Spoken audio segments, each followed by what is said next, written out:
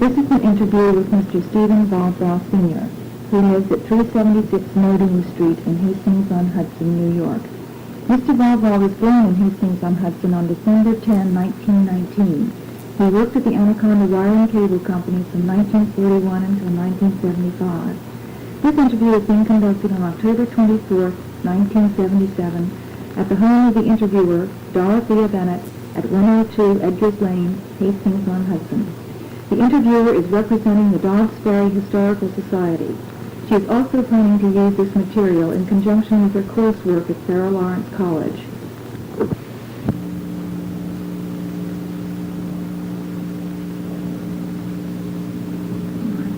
Mr. Vavra, you told me that you were born in Hastings. Can you tell me what year that was? I was born December 10th, 1919. And your father was also born in Hastings? No, my father was born in Austria-Hungary. And he came to this country? I don't know what year. But as far as you know, it was several years before you were born. Right. Do you have brothers and sisters? Yes, I have a brother Rudy and a brother Tony and a sister Emma. Do they live in Hastings now? Yes. My sister and Rudy lives in Hastings, and my oldest brother lives in Baltimore now. Your mother, did she also come from abroad, or was she born here? Yes, my mother came from Europe herself, not with her family, and she arrived in the United States someplace in Maine. And from Maine, she learned how to cook. She came to Hastings, and she cooked for Mr. Weber, St. Christopher's Home, and they raised for different people in Hastings. Mm-hmm. And you mentioned before that your father had worked at Anaconda. Yes. Did he work there the whole time that he was employed in Hastings? No, he was working there maybe 10 or 12 years, and Anaconda closed the plant. When was that? Well, I don't know what year it was, but they closed the plant, and he went to Zinger's Chemical Company. I see. This was before the Second World War? Yes, this was before the Second War when he left. Yeah. And he was a watchman in Zinger's. From watchman, he went to work in the ether plant. And he made ether in there for the rest of the time. 31 years he worked there. At Zinger's Chemical Company. And I understand that during the Second World War they manufactured dyes. Yes, all different kinds of dyes. Aniline oil, which is very poisonous. They also manufactured mustard gas during the World War I. And from what I understand, my dad told me one time the biggest fire in Hastings was, before I was born, maybe a year or so, 1918 or 1917. Big explosions, the river was dying. The other side of the river, the forest was burning on the Palisades. I never seen any pictures of it, but I used to tell them the biggest fire I seen in Hastings was the block factory. It used to be in between the north mill of Anaconda and the other part. It was in the center. They used to make blocks there. Was this in conjunction with the quarry, or was it in some No, this had nothing to do with the quarry, this factory. It manufactured blocks for the U.S. Navy for the aircraft carriers. They had horses at that time, and they used to pull the blocks in and load them on a freight train. And I had a friend that lived downstairs below me, which caused the big fire. He was a beer drinker, and he brought a few beers to work. At that time, they used to sell pitch of beer. He used to have one of them aluminum containers, and he happened to drop a lantern where the horses were and the hay got on fire. Then the oil tanks, see, they used a lot of creosote, which burned very fast. And it got out of him. He tried to put the fire out himself, and then he couldn't, and he got burned badly, and that was one of the biggest fires I remember in Hastings. So the oil spilled into the river, and then the flames were also there, and then just was going Yeah, this is the block factory, they called it. What year? pavement company. And this was around 1917 or 1918? No, this was in my time. I see. When was that? A little later. It was about 1930s, in the 30s. That must have caused quite a stir here. Yes, and also Zinger's Chemical Company was on fire. We lost a Hastings man in the explosion. We had a lot of people from the village of Hastings helping to put the fire out. Colonel Zinger, we paid the people and lost the clothing or anything. When was that? I don't remember the year that was. I was fighting that fire too. We were afraid it was going to hit the Easter sites and then the whole town would have went. What would have been the employment at Anaconda during the time that you were there? Do you remember the figures? Oh, yes. I'd say the employment, they employed about 950 men at that time. And you started to work there in what year? 1940, 21. That was just when they were stepping up their war effort. Right. I did read in the historical file there was a Name E citation to this particular branch of the Anaconda Company in 1942 for the excellence of the employees in this particular factory. And then the Navy, I was part of making the cable, so some Hastings man, I think his name was Mr. Joel.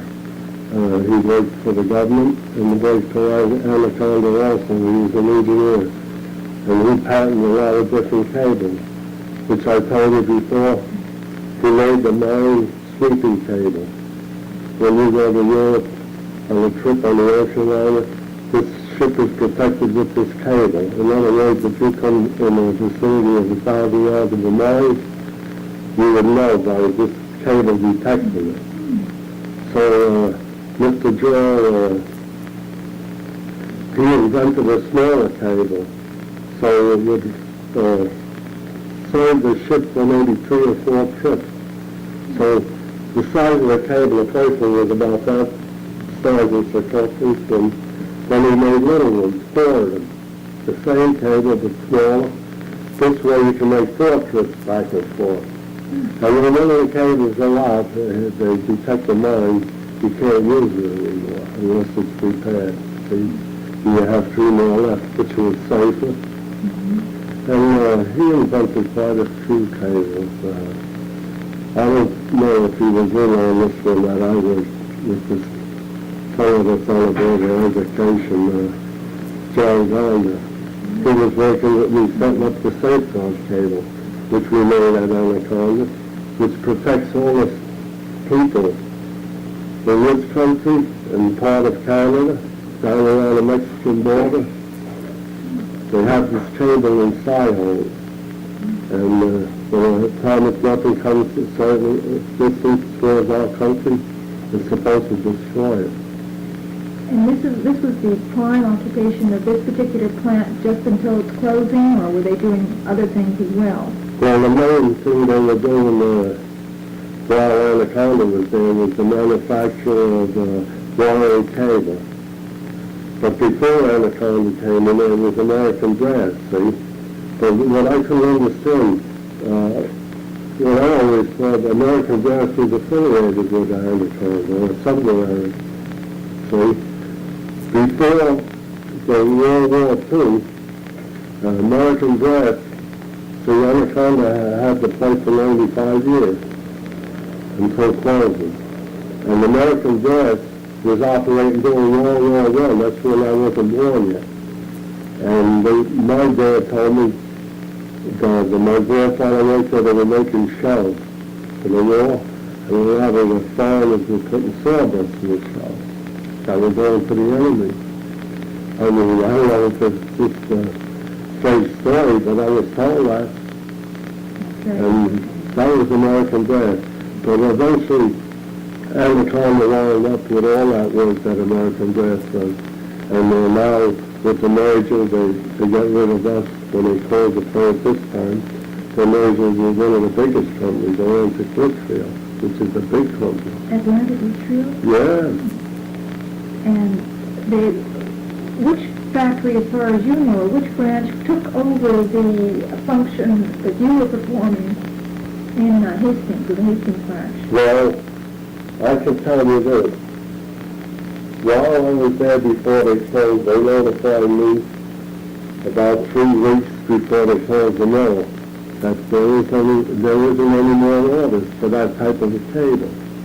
But I didn't believe them because I read one of their last papers that they send me every month, and in there it says you're sitting in the driver's seat as far as they can power high power cable, high voltage.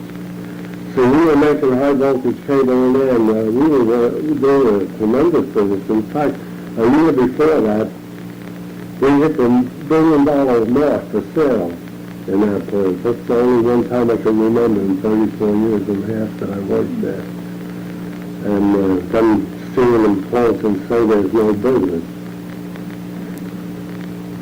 See, the only thing I can see where Anaconda closed, they had a lot of difficulties. One of them was with the insurance company, Hartford.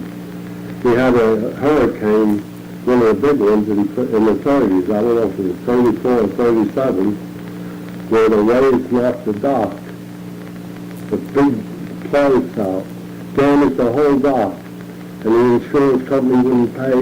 They claimed that the dock was too old, so they wouldn't pay them, and then they ran Anaconda and wound up getting another insurance company. Right now the dock hasn't been touched either. So after that damage, I told you about pollution. One of our workers, he has a big job in Yonkers right now, Fred Danback. He reported to the city that they were polluting the river with acids and stuff, which they do. Use nitric acid to clean the copper rods when they fall in and they come out as coils and then they get washed. So what I couldn't see, after a few months after they completed $1 million job, a purifying system, and paying a $230,000 fine for pollution, I couldn't figure out why the plant was closed after spending that kind of money. Was the pollution problem, did that arise in the 1970s, just before the closing? No, it was in the 40s. In the 40s, I see. They've been polluting the river before that. So was the chemical company. They were dumping in all kinds of dyes. If you walk down the part of the river, southern part where I live, some days the water would be red, some days blue. You would catch some crabs with markings on them and stuff like that. When was this? When can you remember the different dyes in the river? Well, that was in the 30s. I'd say from 1930 to about 1939. And then how do you account for the fact that it was eventually cleaned up, or do you feel it was ever cleaned up? Well, the company was on the verge of moving and trying to sell. Zingers at that time, my brother was a foreman at that time, and they were trying to sell everything to Anaconda, machinery and everything, and that's one reason why Anaconda wouldn't buy it. Another thing, where this chemical company lies, was nothing but water when I was about 10 or 11 years old. It was all water. It was built on fill? It was the biggest dump, Hastings dump. And it was built in with fill. They brought in maybe 7 or 8. Remember the old oil ships made out of wood? They would bring them in and they pile drives in front of them. And they used to put the garbage and then cover it. And that's where Pattern Oil is right now. That is essentially built out into the Yes, river. and it's very good land because Pattern had it all checked out, sounding. They put in very big pipes with cement in them. You can imagine one of them big oil tanks right with all the oil in it. So that was a big change in Hastings. Is it true that that the Zinsser Company also continued its manufacture of dyes during the Second World War? Well, I wouldn't say it's Zinsser's company then. They changed hands to Harshore Chemical. Arshore? Harshore.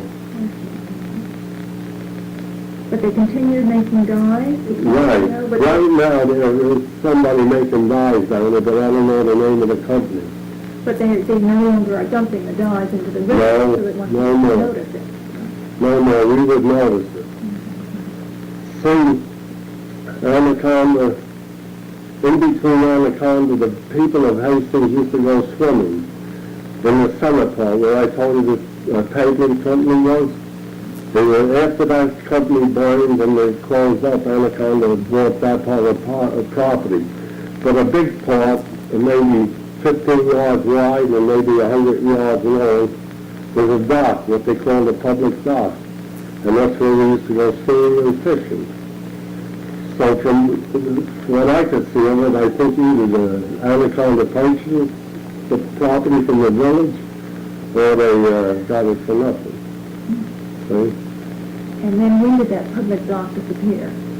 The public dock is still there, but it's damaged. Is that the section of Anaconda which is fenced in on the... Right, it's in between the tennis court and the part of high voltage building. Yeah. You can still go there, but it has fences. The part Anaconda has fenced in is pretty well fixed. Excuse me. Another thing I wanted to tell you about Anaconda was just before, 3 months before Pearl Harbor, I worked as a guard. See, I was taken from the yard mill, and I worked as a guard. They had towers down there, like they have around precinct prison. I thought it was a joke in those times because we didn't have modern weapons like we have today. And we were really on the lookout for submarines and planes. But we didn't have any type of weapon that could come to this country now. But just thinking about it now, after so many years later, it could happen. Now, you had mentioned the swimming. You had told me before that you at one time swam across the Hudson. Oh, yeah, I used to swim quite a bit across the river in the summer, especially when I was younger. And I also have a friend who used to swim. He was about one of the best swimmers in Hastings. His name is Stephen Vavra from Uniontown. He used to kid me and say, I'm going across the river to swim for a drink of water. And I bet him in a half hour. How did you arrange it? Did you wait for the neap tide, or what would you do? Well, what I did, I waited for the tide to come flood tide, that's full tide. And in between there, you have an hour before that tide starts going down. So 15 minutes before the tide goes down, I would go to where the Pioneer Club is today, swim from that shoreline. It's made the sand all there cleaned up. Start swimming from there. You know where I would wind up? Down there Alpine, where the ferry used to go. They used to have a largest ferry, used to take people back and forth. That demonstrates the strength of the current. In fact, on the Palisade, they had a road go right up the Palisade Parkway there. And that was something. A lot of people in Marcus and Hastings didn't like the idea when they did away with the ferry. And the ferry was complete, they weren't making enough money. I think it would be wonderful if we had a ferry. These days, yeah. When you speak about the swimming, what years was that might that have been? Swimming? Mm-hmm. Well, when I was younger, I did the most swimming. In fact, my brother and I and a few other fellows went swimming almost to the middle of the river. Somebody was hauled for help.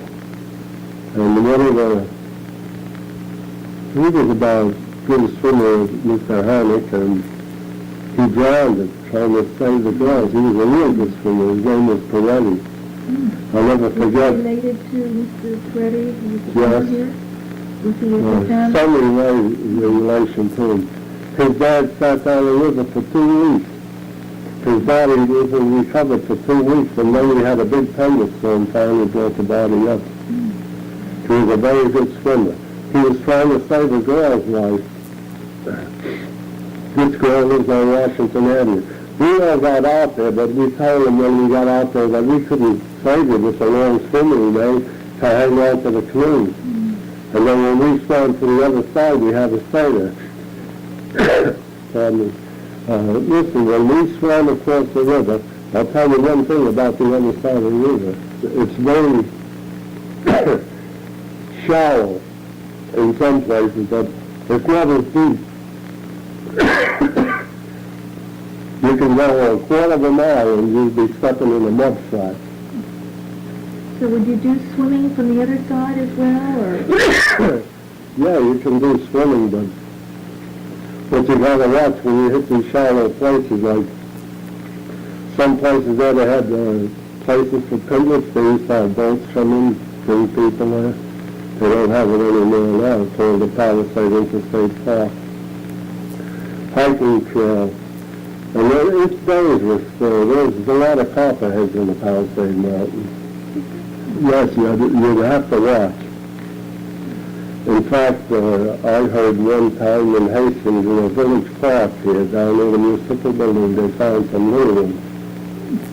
And then up here, the quarry, the marble quarry, when Dr. Langmore was converted into a garden park,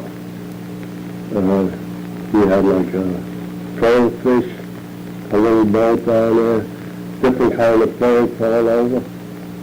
But if you died, it turned into a dump. Several people about the quarry, I can tell you that, well, at that time it probably was about black hand, but like people used to tell me they used to dump the bodies off in Hastings there.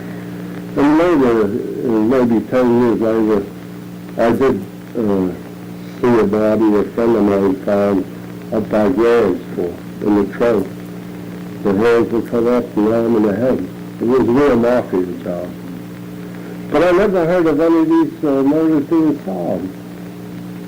Now, when you speak of the quarries, I've heard that there are two quarries. There's the old, you mentioned the old quarry and the new quarry. It's the new quarry that we use as our dump today?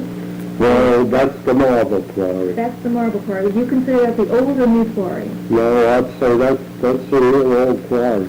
We have a quarry somewhere up here in between Rosedale and Farragut in the back. I don't know much about it. I only seen it a couple of times, and I know people took stone from it. But our quarry, it was an altogether different quarry. It had marble. Where is that? That's right up well, actually they had a street there called Marble Terrace. Now it's Division Street. And actually that way. That's where the dump is right now today. Mm-hmm. Now, when I was younger, we used to play cowboys and Indians there. It was a lot of fun because it was like Wild West inside there.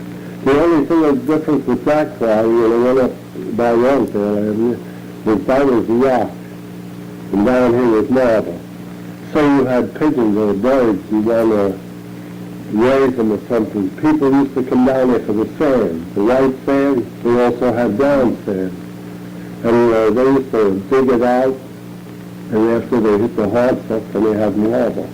In fact, there's some history, I don't know too much about it, but some rich family had a farm there. They had the houses built from the marble there.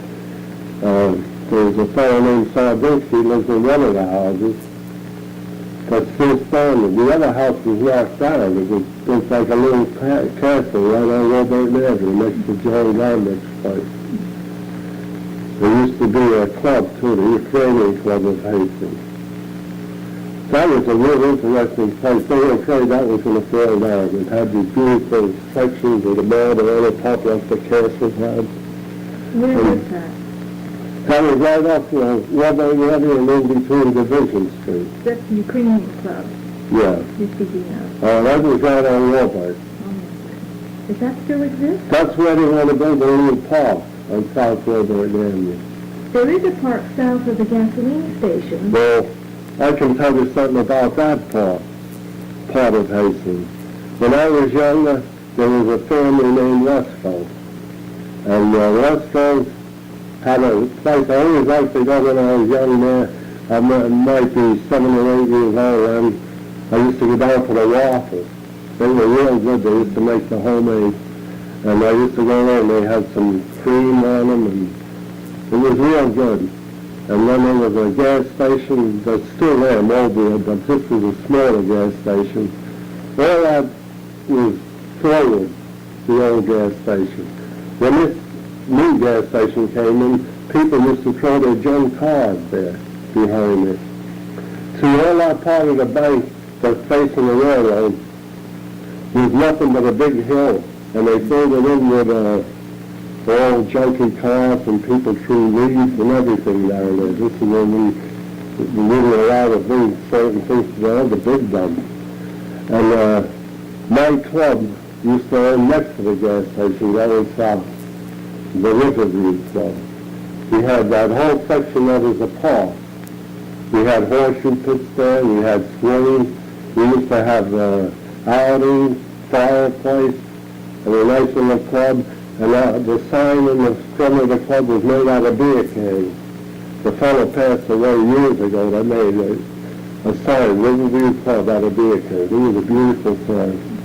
Is this in the same building where the Riverview catering building is? No, this is right next to the Mobile gas station on Wilburn Avenue.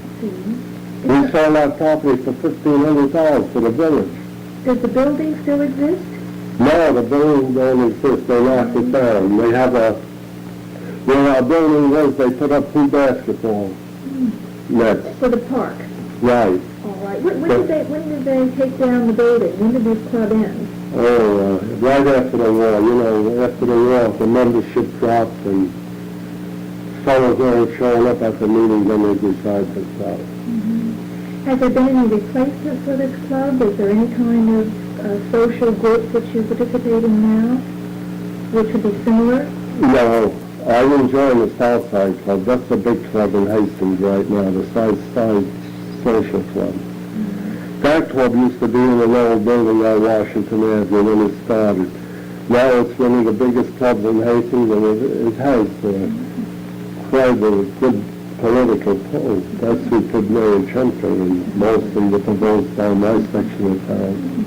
And like I told you about my section, the southern part of Hastings had so many businesses, it makes you look sick today when you see the big business at the small business, put them out. We used to have Men's Barn Grill, which used to be, when I was young, with bands. I wouldn't be able to go in the dive because I was too young. Then going north, the next place would be a candy store. Miss Pomeretsky used to have it. Then we had another candy store, Miss Walterchuk. They're real old people, they're in their 80s if they're still living. Then we had another big store that had about 25 families over it. A house made out of wooden frame building, 1 year old building. I don't know what year it burned down, but that was one of the biggest fires as far as families are concerned. It was completely demolished, burned right to the bottom. And I give a lot of credit to the fire chief at that time, Mr. Aloysius. He saved a lot of lives out of that house. No one was lost. He climbed up that ladder. Well, then he was young. That was quite a few years back. That was a real big fire. And then there was another big fire in Hastings. It was the house I was born in, 382 Warburton Avenue. That house has a few hippies in there, what they call them today. I had nothing against them. They used to live in the house where I lived. But I always tell them, don't burn candles. They have a habit of burning candles. So this fellow moved from my house to 382, and they say that what he did in the house burning candles caused the house to burn down. When was that? That just burned down recently, maybe 3 or 4 years back. Was that the one with the 3 or 4 or 5? 4 stories. Yes, I remember. 382 Robert. That was a big fire. Then someone set the fire again. Yes, I remember. That was after the owner rebuilt it. Now, here's what I was told. I knew the fellow's name, but I forgot.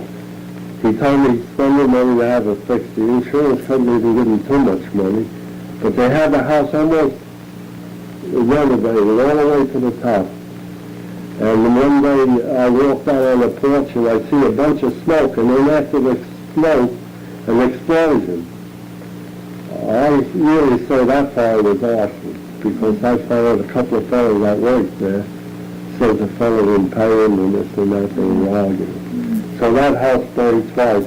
The second time it burned right down to the foundation. So after that house burned down, this fellow I knew, he lives somewhere in the Hastings house right now. He sold a place for about $15,000. And this fellow, the contractor from Dallas that bought it, He did a very good job. He cleaned it all out, all of those stuff, took it to the dump, and he built that new house on it, which is a nice family house. Beautiful. And it's all full. It's a real nice house. Now, getting back, my wife changed from one thing to another. So I'd be interested in the small businesses. right, that's what I want to go back to. I told you the another big fire was where they had 25 families, and the fire chief did a good job in rescuing all these people out. And we had a big squawk about buying a hooker ladder, and it really come in there. A good thing we bought it, otherwise there would have been all them lives lost. That was a big issue at that time. And then right from that place, there was a family named Swarovski. They owned a three-family brick house. Now this is the next house I'm talking about, is where Miss Polish.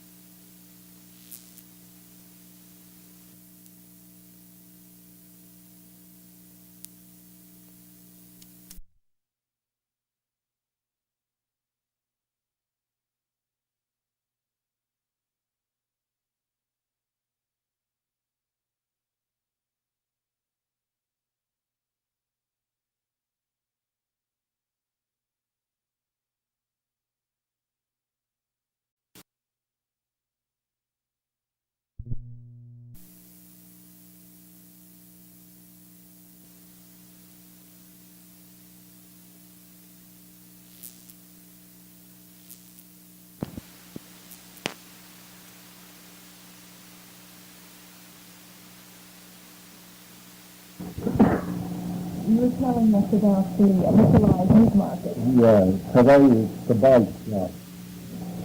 See, in the olden days, the old timers used to do all their shopping there. People didn't make big money. Like my dad made 18 a week. If you were a foreman, you would be making $25 a week. That's for 7 days. And these people used to buy in the store. They never paid cash because they didn't have that much money. Even though food was real cheap. You could get steak for 29 cents a pound and street meat, like the bones, you would get it for nothing, so then you have to buy for that stuff. You have to buy it. And chicken legs they used to throw away, chicken and the necks and back, people made soup out of it, so then you have to pay for that. And he was one of the good butchers that took care of the old times. And like I told you, they used to carry these in the pads, and you understand, he was right down for the month, and the people paid whatever they can afford. Then we had, from the butcher shop, you go down 2 houses. You had the old building there right now. It used to be Ackerman. This fellow was from the office. He was my family good. He had a pool room. And during the depression, the pool room went pretty good. People didn't have money to look for a place to hang out. And in the 30s, you know, we had colder winters than we had now. So they did a pretty good business then. So after the depression, wars picked up a little and people got jobs in town.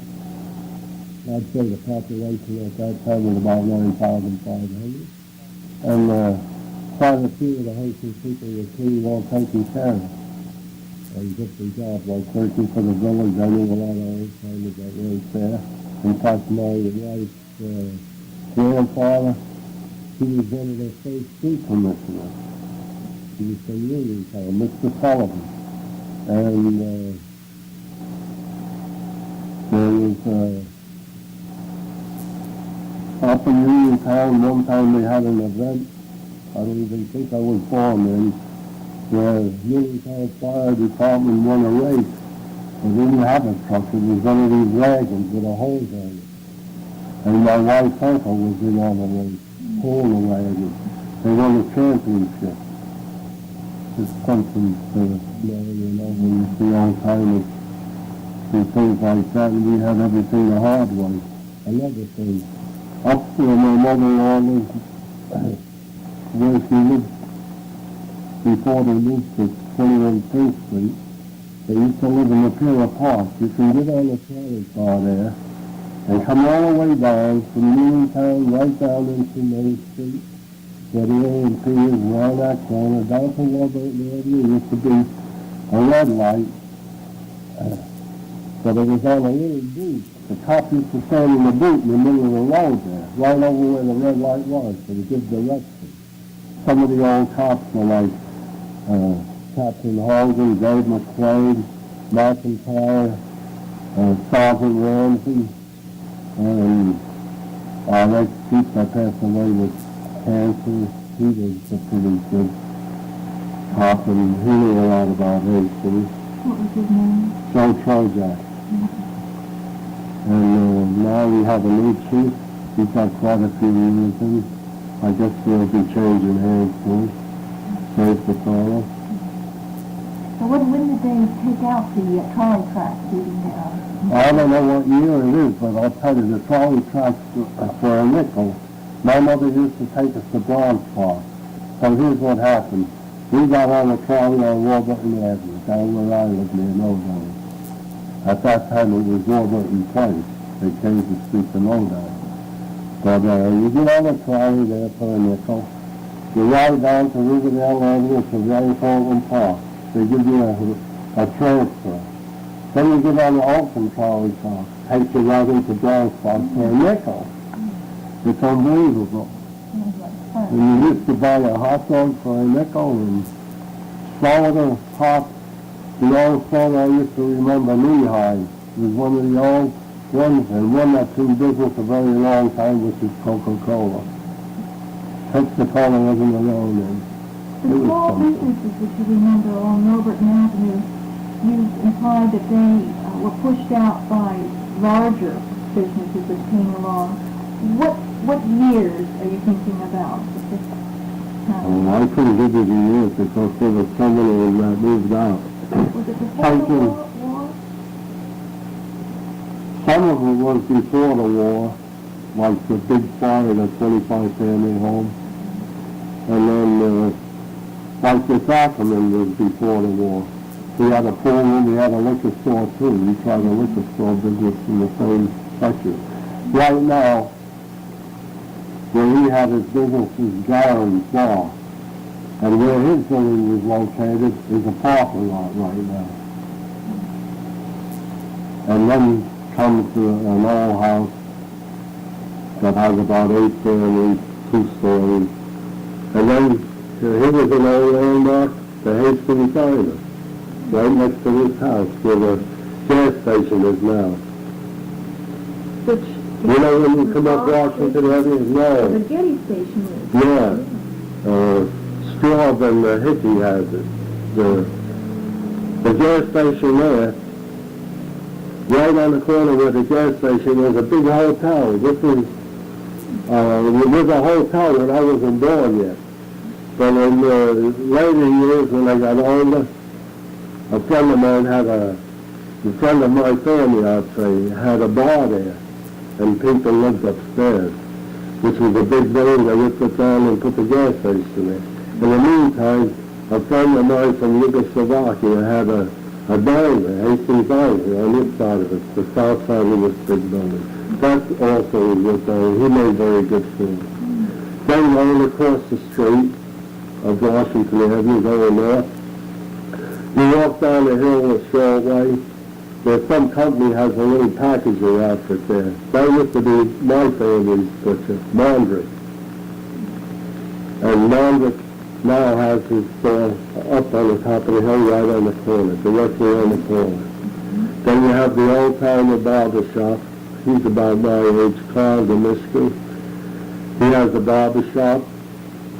And then you come to something, there was never a bar in that section of Hastings. Mr. Morella, he passed away, and his wife. The Morella family had a They started with a little place, sandwiches and stuff, and then they had a bar. They did a pretty good business, but somehow they couldn't get along, and they let it go. Then Nick Bianchi, who worked in Anaconda with me, he bought the whole place, and he built a modern bar right near the time. I think they call it Time Out now. And that bar was built by Miss Bianchi, modernizing everything. And we also had a pool in that section that was run by a friend of mine during the Depression. There was 2 pool-ins in Hastings, and this was the second one, going north. It was run by John Lopez. He used to be a Hastings resident. Now he's living in Connecticut. He used to be president of the union in Anaconda when I worked there. And then on the end of the bridge, just down before you hit the bridge, that corner store there was Whitey's Market. That was an old-time run back. My mother used to buy our shoes there. Some foreign people had it, or I don't know if they were Polish or Russian, but they sold shoes. And that's when shoes were $5 a pair. You got a good pair of shoes.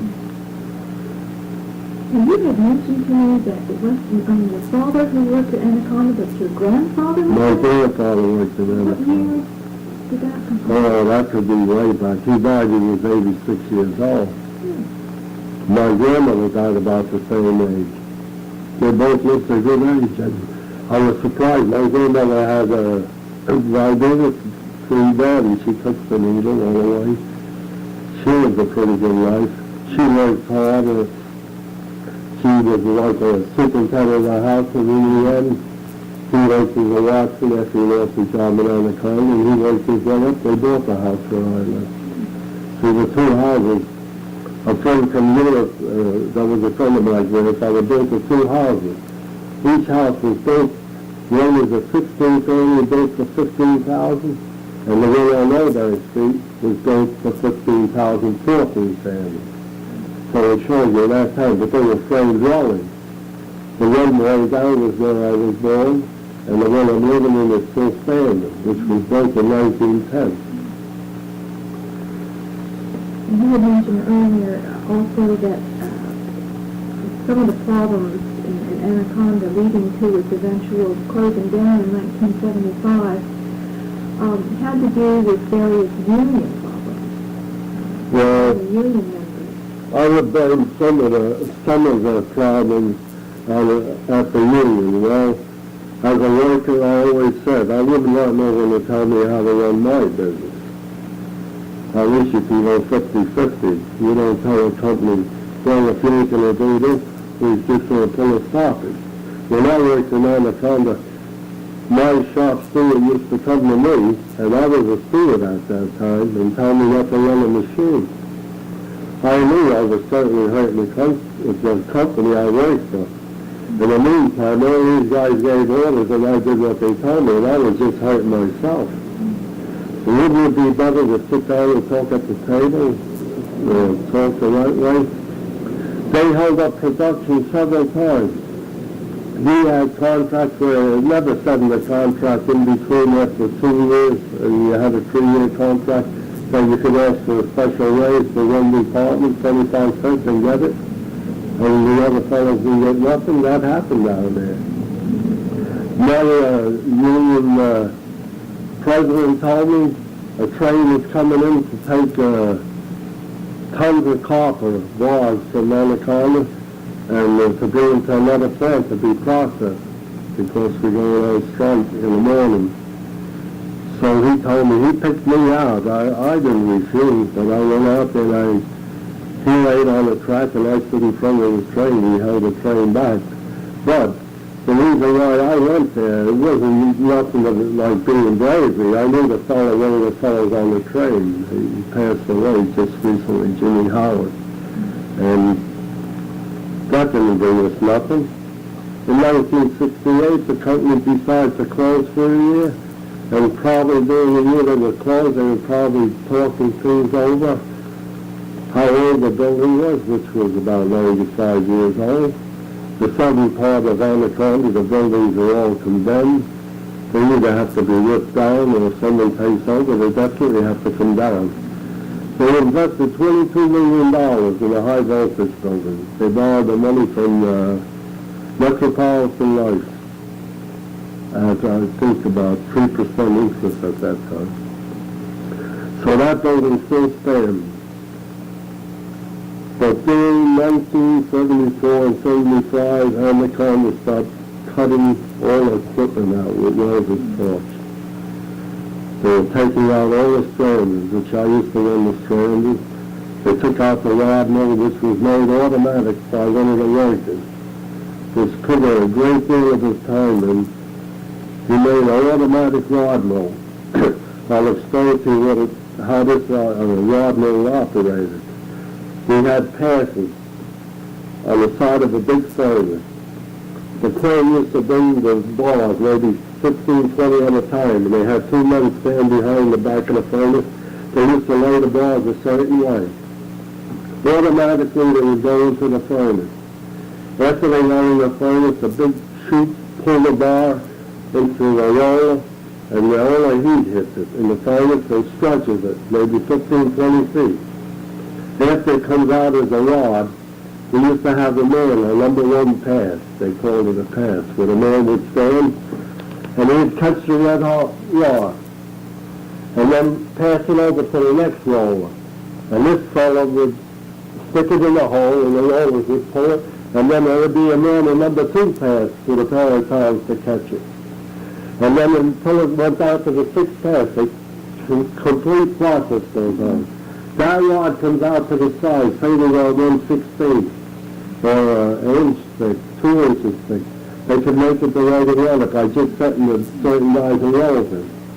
And the last pass, this here rod gets caught, and the fellow sticks it in, and then it drops in the pit, cools it off. After it gets cooled off, a hook comes down and it picks it up automatically. Then the hook pulls it through. It comes to a stand, what they call a tie-up. You have men there tying the wire on, tying the coil up. Then this thing keeps moving. You're chasing the machine all the time. And as these coils keep going, the only time the rod mill stops is there's a breakdown. Everybody pitches in to get it done because it means money to the company. All of that's done automatically now. A fellow named Falcino put in a suggestion that he could convert the mill into automatic, and he did a terrific job. I couldn't believe it when I seen it myself. This thing just had a man up in a little cage up in the top just turning buttons. All the men eliminated. Well, that's not so good as far as the men being eliminated. That's right. And these men used to work 10 hours. They made big money. I worked there for a while, and my mother told me to get out. It doesn't pay for the money. One reason why I didn't like it in the rod mill, when you heat metal and then clean it off, all those dust particles fall off it, even if it falls in the water. They had these big fans, twice as big as 2 or 3 human beings. In the hot summer, having yellow. Naturally, it's blowing all the dust up and you're breathing it. My uncle worked there 44 years, and he died from industrial TB. One of his lungs were taken out. It was good, solid wood carpet. And they made him a foreman while he was there sick, but in the end, he wound up pushing a broom on the floor. It was a tough company to work for. It was a hard company to negotiate with. I used to have a lot of arguments with the company being a steward. I stuck up for a lot of working men. There was certainly a lot of people that took advantage of others when you need help. Like I had a helper who used to go swimming. Swim in the water while it was a hot summer, and I'd be watching the machine. Where I'm supposed to be operating the machine, he's supposed to be watching for broken wires. In the meantime, when we went out for lunch, some of these helpers used to go out for lunch and come back an hour late or so. So I knew something was going on in this company. Someone was watching. Because one of the fellows, I never knew who he was. He came from another plant, and he was writing everything down. He said to me, Steve, I can't believe it, how hard we work, and your helper makes, in 6 hours, 10% less than you, and he does nothing. So we have people watching. You deal with people like that. You have a company like Anaconda, you have to put out, because they're on production. If you order a cable, you want the cable to be there on the line. Otherwise, if they're going to sue, you have to pay the money that are waiting. Like the non-lighting lighting company ordered high voltage cable. We couldn't meet the demand fast enough. And I was told that's why we lost the customer, and we lost a few customers here and there. In fact, one of our biggest customers was Con Ed. In the meantime, I think Con Ed had a lot to do with us getting out. The three things, the most important things that I could see that made Anaconda get out. Number one was the building was too old. Number two, the Con Ed bill, from what I was told, was about $14,000 a month, which is a lot of money. And then, like I told you, you wouldn't want someone else to tell you how to run your business. Where we had the union that's been in there consistently all the years I was there. They always made demands. If they couldn't get demands, they would hold up production. And a company like Anaconda, you can't keep stopping. Because when they promise somebody something, you have to get it out. In the end of the period when Anaconda was getting ready to close down, they picked me because I had the most seniority as a cable operator. I had my last one was cable, 1975. I ran the finishing product of a 359-strand cable for Pan Am building, 2 years. I ran the finishing part of an order for the U.S. government safeguard cable. I ran out a cable. I went to Atlantic City, underground cable made out of steel, covered with protective steel, Jeep, car. Inside all of that protection layer was 4 cables, what they call sector cables, 61 wires each. They went somewhere near the ocean in Atlantic City. The reels were worth about $100,000. Some of the cable they made in Anaconda cost as much as $59 a foot. Some of the cables I made, like I worked on a planetary strander. There was 2 different types of stranding machines they had in Anaconda. One they called the planetary. They had one that could do, you take a telephone cable with 200 pairs, different colors, all different color sequences. We used to strand them together. And then we would put glass tape over them. After the glass tape got on it, they send it to a polyethylene jacket. And there the cable was ready to go up. We also made drop cables. Sometimes you walk in the street in a village. It's a cable they used to make with aluminum. And 2 cables were made with copper. They have a polyethylene covering. A lot of houses have them hooked up to the transformers today. It must be a good business. We used to strand that cable. We used to make copper twists. We used to make arc welding cable. That was a cable made, you put so many strands of 2 wire over a spring. You just have a fellow in the back, a helper pushing a spring in the machine continuously. And then when the string runs out, you get a welder and weld it together and keep going.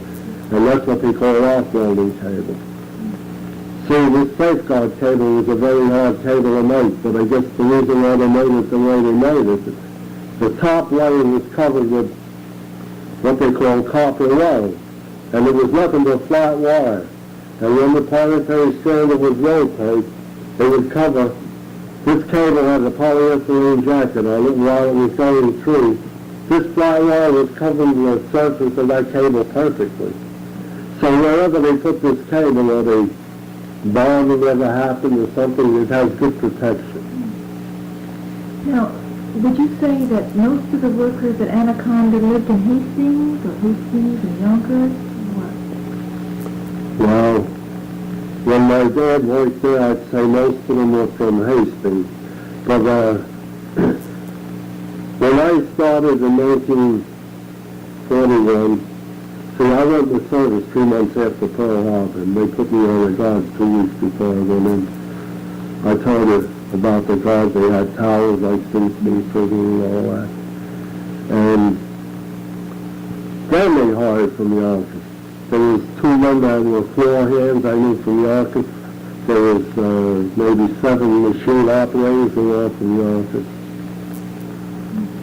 See, when I came to Anaconda, I was young. It was a real old timer from Hastings that passed away that told me everything. See? They were there in Anaconda when my grandfather was there. Which some of them explained to me, the old building where they used to have horses. It's still a wooden building. It's no wonder no one burned it down, which they call a weatherproof. Anaconda was a great producer of weatherproof cable. Cable with a central boiler machine that put the covering on, different color string, and then they stick it through machine compound. They had different types of compound, and it would be weatherproof. They were a tremendous business. They went out of that. We also had one of the biggest printing rooms in the country. General Electric was one of our big customers.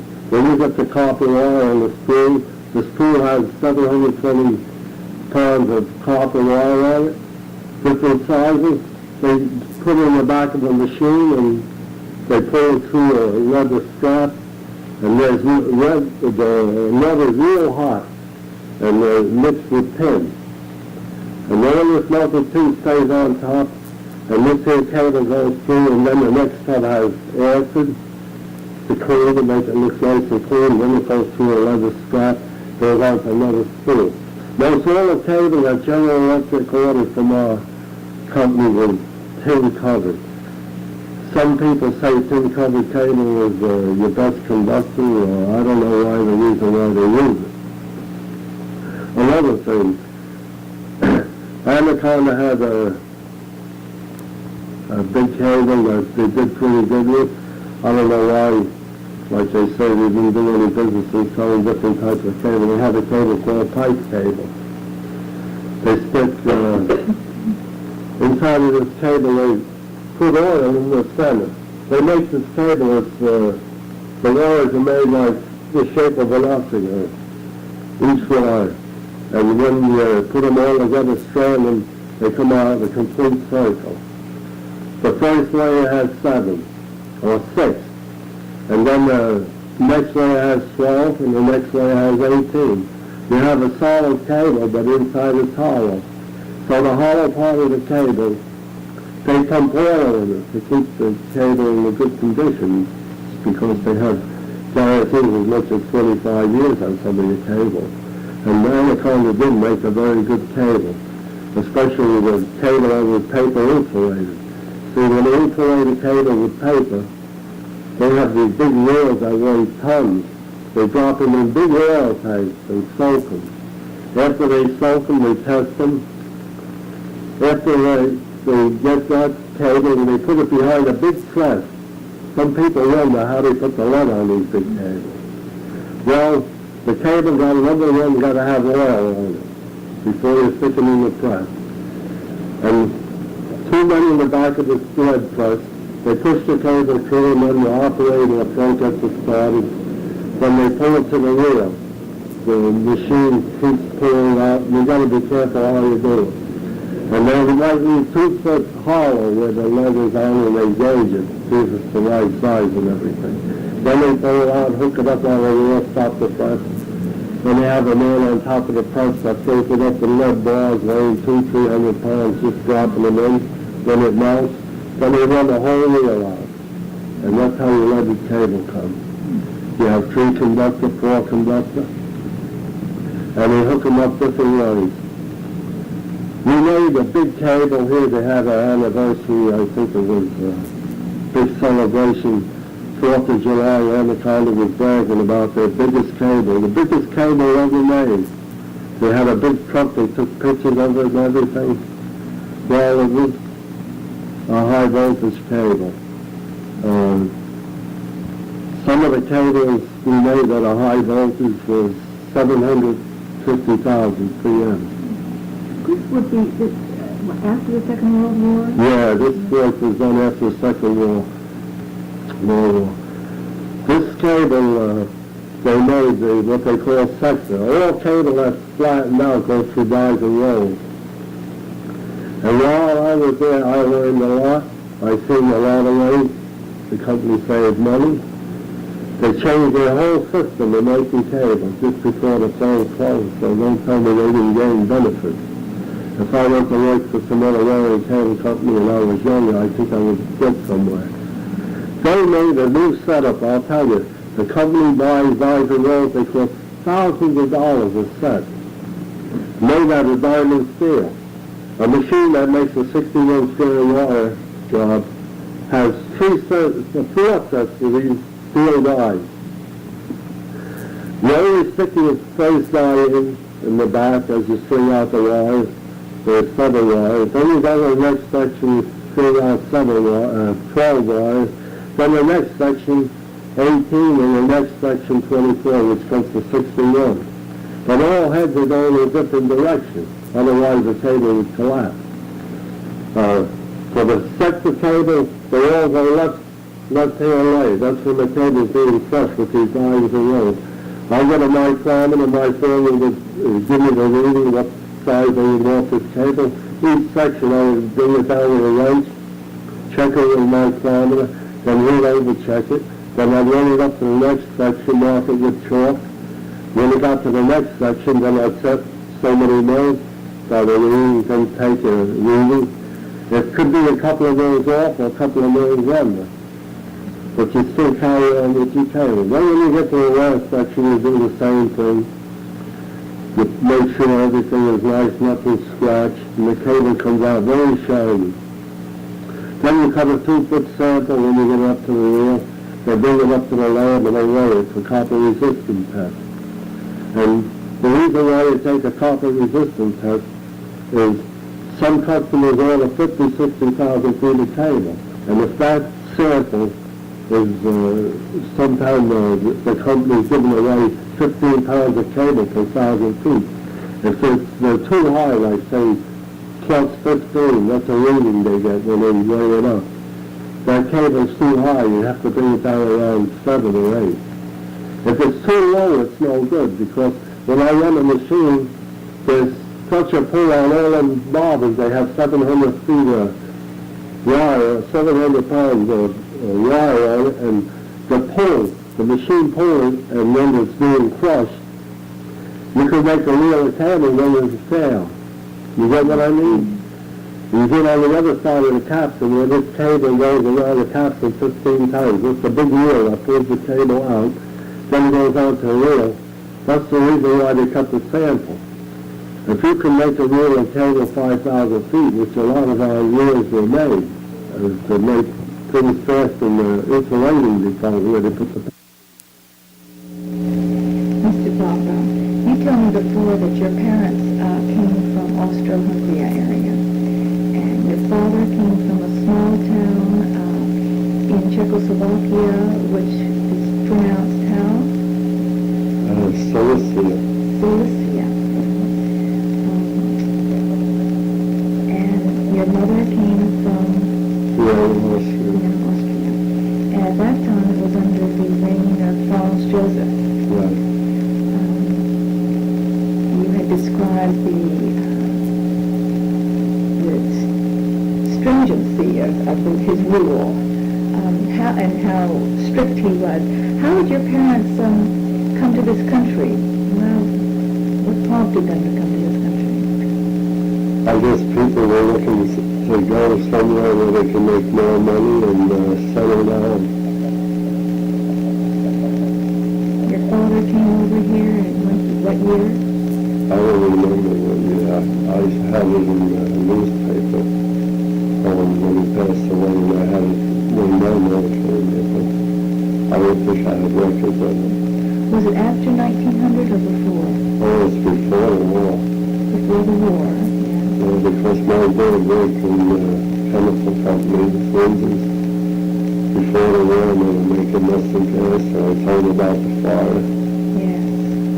So they must have been here 3 or 4, maybe even 10 years before that. So I was born in 1919. Did they tell you stories about living in Czechoslovakia and living in Austria as they were children? No, but my grandfather told me stories. He was 86, I think, before he passed away, and he told me about the bombs after World War II when England was making the black buses. Everything that he told me really turned out what he said. He said there's going to be such a big bombs made that the world will burn by fire someday. And it's hard to believe it. Today we have it. We have stockpiles. I heard a news commentator say there's 100 pounds of TNT stored in the country for every person living. Because so many people have bombs in the public energy. If you put it to the right use, it'd be something. Your father's father came over, well, we were undetermined about that time. But are you the oldest child of the marriage between your father and your mother? No, I have a brother, David. And where does he live now? He lives in Baltimore. And then any children? He has 2 children, a boy and a girl. But I mean, do you have other brothers and sisters who are younger than you? Yes, I have a brother, Rudolph. And where does he live? Private Parkway. Oh, interesting. And any sisters? I have one sister, Emily. And where does she live? She lives on Private Parkway, too. How nice for you to all be together at these things. It's something unusual. It certainly is. And then for your own family, you have 4 children? Yeah, 2 boys, 2 girls. And when were they born? They were born in Hastings? Yeah, the list there. All right, Donna was born in 1952. Stephen, April 1956. William, whom you call Billy, was born in May 1960. And Michelle, April 1963. Right. And then you have your date of your birth, which was December 10, 1919, and the date of your wife's birth, which was August 1929. Right. But she wasn't born in Hastings. Yes, well, She was born in Hastings. my wife, yes. Ah. She was born, I think she was Victoria Falls. She's 10 years younger than me. Now, you had mentioned at the end of our last tape, you were described how to put together the Anapac cable, and then we were going to get on to the discussion of I suppose it was the Zinsser Chemical Company, not Anaconda, during the First World War when there were soldiers guarding the barracks. That's right. Right from the street where I was, Lowdown Street, there was about 5 houses going south. Some houses were for colonels or like captains. They lived there. That was their quarters. Then they had what they call a militia to protect the factory while it was making mustard gas during the war. And these barracks were right across the street from the gas station almost right now, where the Riverview Park is. And So Riverview Park is the one that's right next to the gas station. And right directly across the street I see. was where they had barracks. They had about 4 of them. Do any of these buildings still exist? The ones where the managers lived? Oh yes, where the colonels lived. Yeah. Some of the houses been sold 3 or 4 times. Like an old family way back, O'Hara's used to own one of them. A family just sold a house, a 2-family, Max Mars, they sold it. Yeah. And then there was Dummer. I used to pal around with his son. He's an admiral in the Navy now today. And his house was one of them. And then there was Boris. all in the houses in that one section. Were colonels, captains, lieutenants, they lived in a place like that. And then they had, the soldiers had the barracks. But those don't exist anymore. No, all the garages in my neighborhood are built from the barracks. From the materials? Yes, just recently we built two garages down for the family by the name of Prince, with a long-time family that lived there. The oldest person that I knew in Hastings just died a week ago. They were married 75 years. He worked for Zimmer's Chemical Company and my dad was. They were very good friends. Mr. Dolchik, his name was. He just passed away. And so the garages on Modine, which goes behind Wilburton Avenue, were built from materials from the factory? Right, especially this person I know. Mr. Domchik? Yeah, he has 11 garages, some of them are still standing. And then this, you can remember the militia people being there for a couple of years, or were they there for 1 year? Oh, all right. When I was younger, they probably were there if I was 2 or 3 years old, from what my parents told me, but we used to go up there and play. We put up basketball nets in these barracks. We used to play there, but as far as there were any soldiers there, they should have been somewhere around maybe a year after the war, and then they got rid of them. Like they phased us after World War II. And then there was no such protection of the factory during the Second World War? During the Second World War, I don't think so, because I don't know what type of products Zinzin was making in the Second War, because I left 2 months after Pearl Harbor. But I did know Anaconda made quite a bit of stuff. The non-sweeping cable, they made the safe fast cable, and they were making special cable for communication. And there was something else they called Minutemen. So they had their share of government contracts. I cited to you last time that the Navy E had been awarded to this particular branch. And they put a special building up, a new building. That was one of the new buildings. Which is that? So it's right next to the office. The tennis courts? It's hooked up right to the old building where I was, the cable mill. And that building had a lot of stuff in there. I went into the service, but I remember one of the main things was cables they were making there to put asbestos on. It was very dangerous to work with, like you need the paper out with asbestos. So you were away in the war and coming back to Hastings in what year? 1945. I left on April 6th, 1940. It must have been 2 months after Pearl Harbor. What day was that? So that was in December, so we went to 1942? April 6th. And I come back, after I went overseas, I come back in January 6th, 1945, and Anaconda was on strike again. How long did the strike last? Oh, the strike lasted quite a while, 14 weeks. That's a long time, especially with rural production. Well, we had a lot of snow there, like the farmers were telling me when they came in, they would pick it. And you remember quite a number of strikes at Anaconda during the time you were there? Well, while I was there, we had the 68th strike, and we had the strike that I just mentioned to you. That was when I came home. And the other one, I don't remember what it was, but there was a total of 4 strikes. 3 of them were while I was there, and one was when I wasn't working there. So the one strike was probably when my dad worked there. A woman was killed. With the layoff in 1968, this meant that there was nobody operating the factory during 1968 for a full year?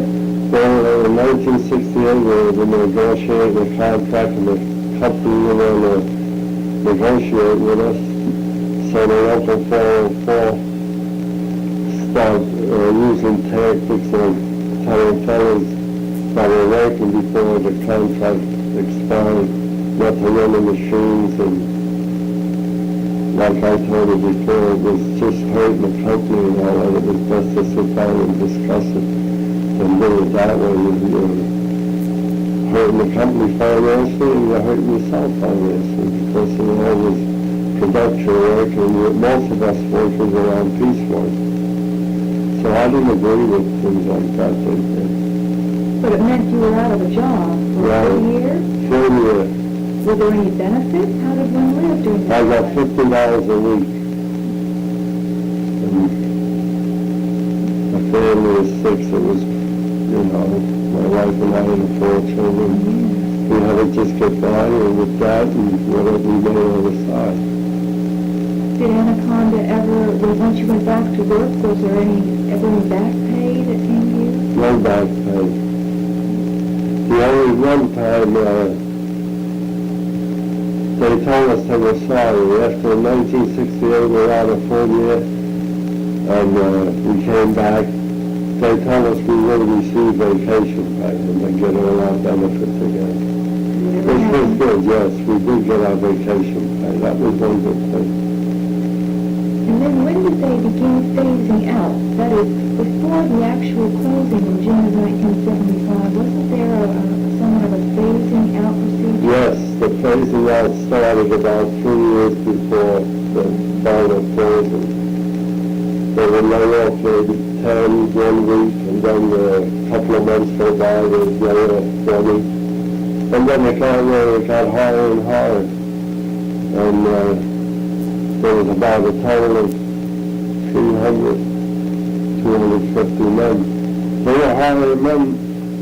I couldn't understand. They were hiring a lot of men, new men, and I was breaking the men in, and then a year later they closed. How did they determine who was going to be let go? They just let go, from what I see, whatever troublemakers they had in the factory, they would get rid of first. It had nothing to do with seniority or how new it was. If you had seniority and you got involved in some of the things, I don't even know if I should tell you what happened while I was there doing, it's a lot of pressure on people working in the place. You hear it's going to close, and you hear all kind of rumors. And while these rumors were going on, there was a Jamaican stabbed one of the fellows in the foot right through his shoe. And in the locker room, I seen fellows fighting with foremen and stuff, and I couldn't see that. Like I thought it really just for someone else to try to run your business, the best thing is to close and try to reorganize. That's what I thought they were going to do, but they really closed. And the main factor, like I told you before, the last visit I had here, that the most important thing I think I would find the close was the high cost of electric power, and the buildings were 95 years old, which half of the buildings would have to be ripped down and replaced if they were back in business. And if you want to put it all down in one, it would make it high operating costs. But the wages were really too high compared to other wire cable factories. Like you take Habershore, some of the fellows were making $2 an hour more than us. And they had better contracts, and still with the same union, same local. And it was a big difference in the wages. Right now, the foreman in Habershore probably makes about $6 an hour, where before I was trying to close, the foreman was making about $3 an hour. And I used to, when I first started the first year, I had all my payroll slips home. I made $1,500 the first year. And I paid $2.50 tax, so it shows you, compared to now, what we pay tax. I really have all my stubs on that. But the way I really made my money, I was a consistent worker. When there was overtime, I told you in hot weather, a lot of people would come to work. I would refuse the overtime. In fact, I worked Saturdays and Sundays. You got paid time and a half and double time. I do other jobs outside of running a strand, like floorman and helper. I used to run the steam fleet, where they used to put a polyethylene jacket on the cable, and they had a special jacket, some other type of material they put on the cable was very good. They eliminated that job. The only thing I was figuring out, little by little, they were phasing out the different processing of cable and moving it to another plant. And that's just how it was happening. One section of the big mill would disappear little by little, then another section. Like all of the Navy material. 2 years before closing, they had riggers in there from Philadelphia. They would come up all this big government machinery, taking it apart, putting it outside, and I heard they have a big storing place in New Hampshire. They took that out there. Did they come and get it by boat? The boat comes it off? Some of it by boat, some of it by truck. You take like the machine I ran. I was very interested to try to find out who bought the machinery, and then I did find out a firm in Canada bought the machine. But I don't know what the name of the company is or where it was located. I was going to go for a job there because someone told me they were looking for someone to show how to run it, set it up and stuff. And I really knew that one machine very good. This was a stranding machine? Stranding machine. It could run a 61-wire job. You can run a 19-strand job, and you can run a 37-strand job. Different type cable, power cable or standard cable. Standard cable is ground cable. Power cable is cable that's crushed. Do you know what this company is doing now, or where they are? Well, they built a new plant in Pennsylvania. Right now I can't think of the name of the place, but they built a modern plant there. No, I don't think it's that. Just the name can't come to me right now. But it was a new plant they built, and I'm pretty sure they're making the high voltage cable there. Well, before they built that plant, they also, the real thing that hurt us here in Hastings was the first thing that moved out was the telephone cables. You know, the tennis courts are, all that was telephone. Where they made thousands and thousands of feet of cable, all different colors. And they used to ship it up to South Mill to my department, to the planetary stranders, after they made all these different color wires. And we used to strand them together to where the phone company would want the color sequences. Where as much as 200 pairs, the machine I ran, the planetary strander, would put the layers together, and then the cable would be polyethylene jacket, and then they would put lead on it, and then the men on the street would get in the reel and they'd pull it in the box. They really had a good business in telephone. But when did they move out of that building? I can tell you what, I never worked up there, but I knew a lot of information about it, and the men working there were going against the company. They were making big money. Some of them were making twice as much as me a day, and I was doing harder work, but they were cheating. You know, you cheat here and there in a big company, and in the end of the year you add up all the losses. Like I was a guard part-time in Anaconda too. Some years there was thousands of dollars worth of copper stolen, tools stolen and stuff.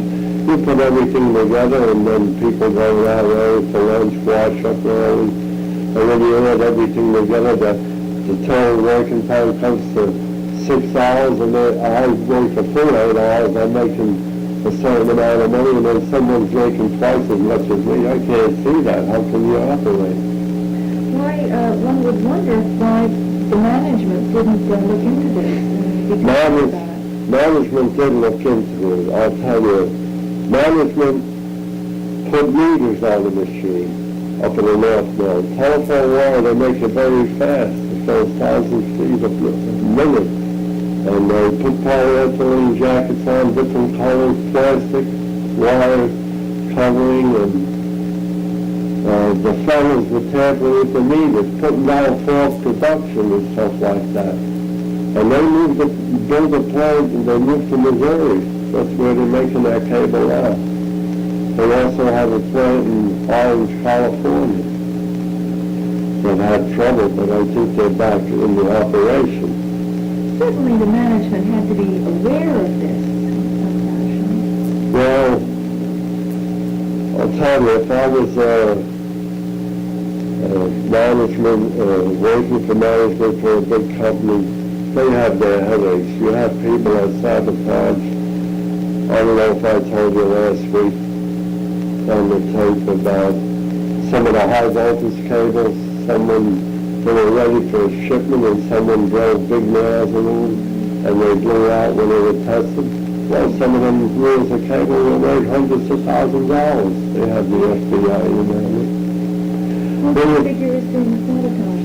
Well, somebody probably has a gripe against the company, and you know how some people are. Like kids in school, they have diaries, they break windows and stuff, and burn paper and start the school on fire. Well, down here, some of the helpers I seen as a guard, they were taking nuts and bolts and breaking the fluorescent lights, breaking the windows. If you take a look at the windows all around the Anaconda buildings, half of them it wasn't done now, it was done while workers were there.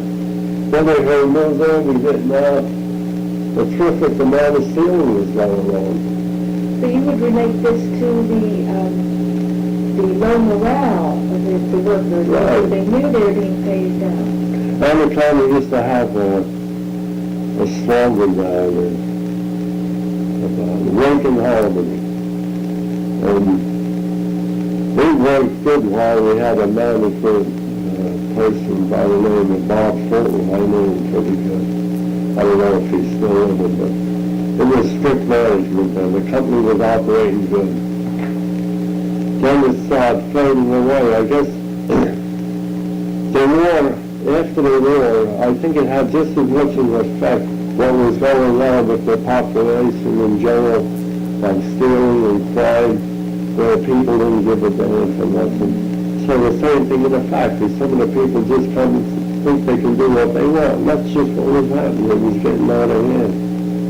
And from what I estimated, I'm not a high school graduate, but I'll tell you, from what I figured out, the companies couldn't get these people under control, and that's why there was a lot of these companies would close up, and before they close up, they would merge it with somebody to cover themselves up, like we didn't get any service pay and anything else, which happened to like other factories too, where there was sabotage. People stick they have it in for the railroad, they stick a nut on the railroad, they tape it, and you rail a car, no, all of that stuff goes on. People cut the insulators on the track and do damage, and it could be in any line of field. I imagine if they put down the amount of money that's been wasted in things that people do like that because the company's closing and stuff like that, we would be out of our national debt 15 times. When the phasing out began in 1972, that is 3 years before the eventual closing in 75, there were how many employees at the factory? There was about 1,200 employees. And before that, during the war, they had about 2,500. The place was really going. They had a lot of women working there, too. Rosie the Riveter. Even my mother-in-law worked there.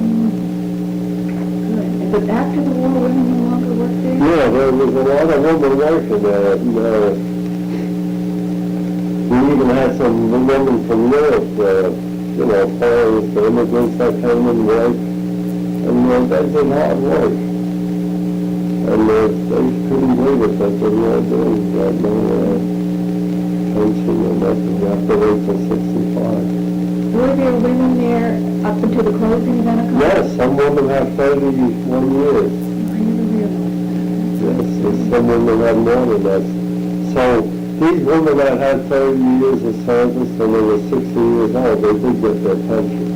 See? But otherwise, Anaconda is telling the workers that you have to wait until 65 and then you will give your pension? Right. I already have a letter home. I have it sealed. So I'd rather work. I hope I keep in good health and keep working. I'll tell you, one of the hard times, I've been broke 4 times. When my children were born, my wife had 2 cesarean babies with 2 cesarean section. And just imagine if something happened like that to a young person today that's married, what it would cost. But I was covered by major medical, and Anaconda had very good protection for its work as far as insurance. When they eventually closed in 1975, there were how many workers running the plant? After they closed? No, actually, say they closed in June 1975, right? Right. How many workers were in the plant, say, the week that it closed? 350. 350. 350 million left. And then of those 350, how many lived in Hastings? Well, I'd say out of the 350, there might be 50 or 55 of them from Hastings. Where did the others live? Iolcus, some of them lived in Mount Vernon, White Plains, Elmsford, Dobbs Lane. But before the war, you mentioned before that just about everybody working at the plant lived in Hastings. I wouldn't say everybody. They had a lot of outsiders. See, I left for the service, but when they had 2,500, that was quite a lot of people. They had badges during the war. We had to wear badges with our pictures on. They took our fingerprints. See, all that stuff. After that, I had to go in the service. The management side of the people who were monitoring the meters and so on, did they live in Hastings or did they live out in another village? Well, some of them lived in Hastings and some of them lived out of town. I don't know exactly where, but we had certain people take care of the meters. Like when I run my machine, I'm making cable. It was making as much as 86 feet a minute. If I stopped the machine, they know I'm not doing nothing. I would have to explain for on the time ticket. It would have explanation of downtime, and I would put down to repair a cable, or if I was greasing gears, or cleaning up around the machine for 15 minutes before closing time. You would have to explain. In other words, you were like chained to the machine. You wouldn't make any money if you went over 800. The 800 units over 4 days.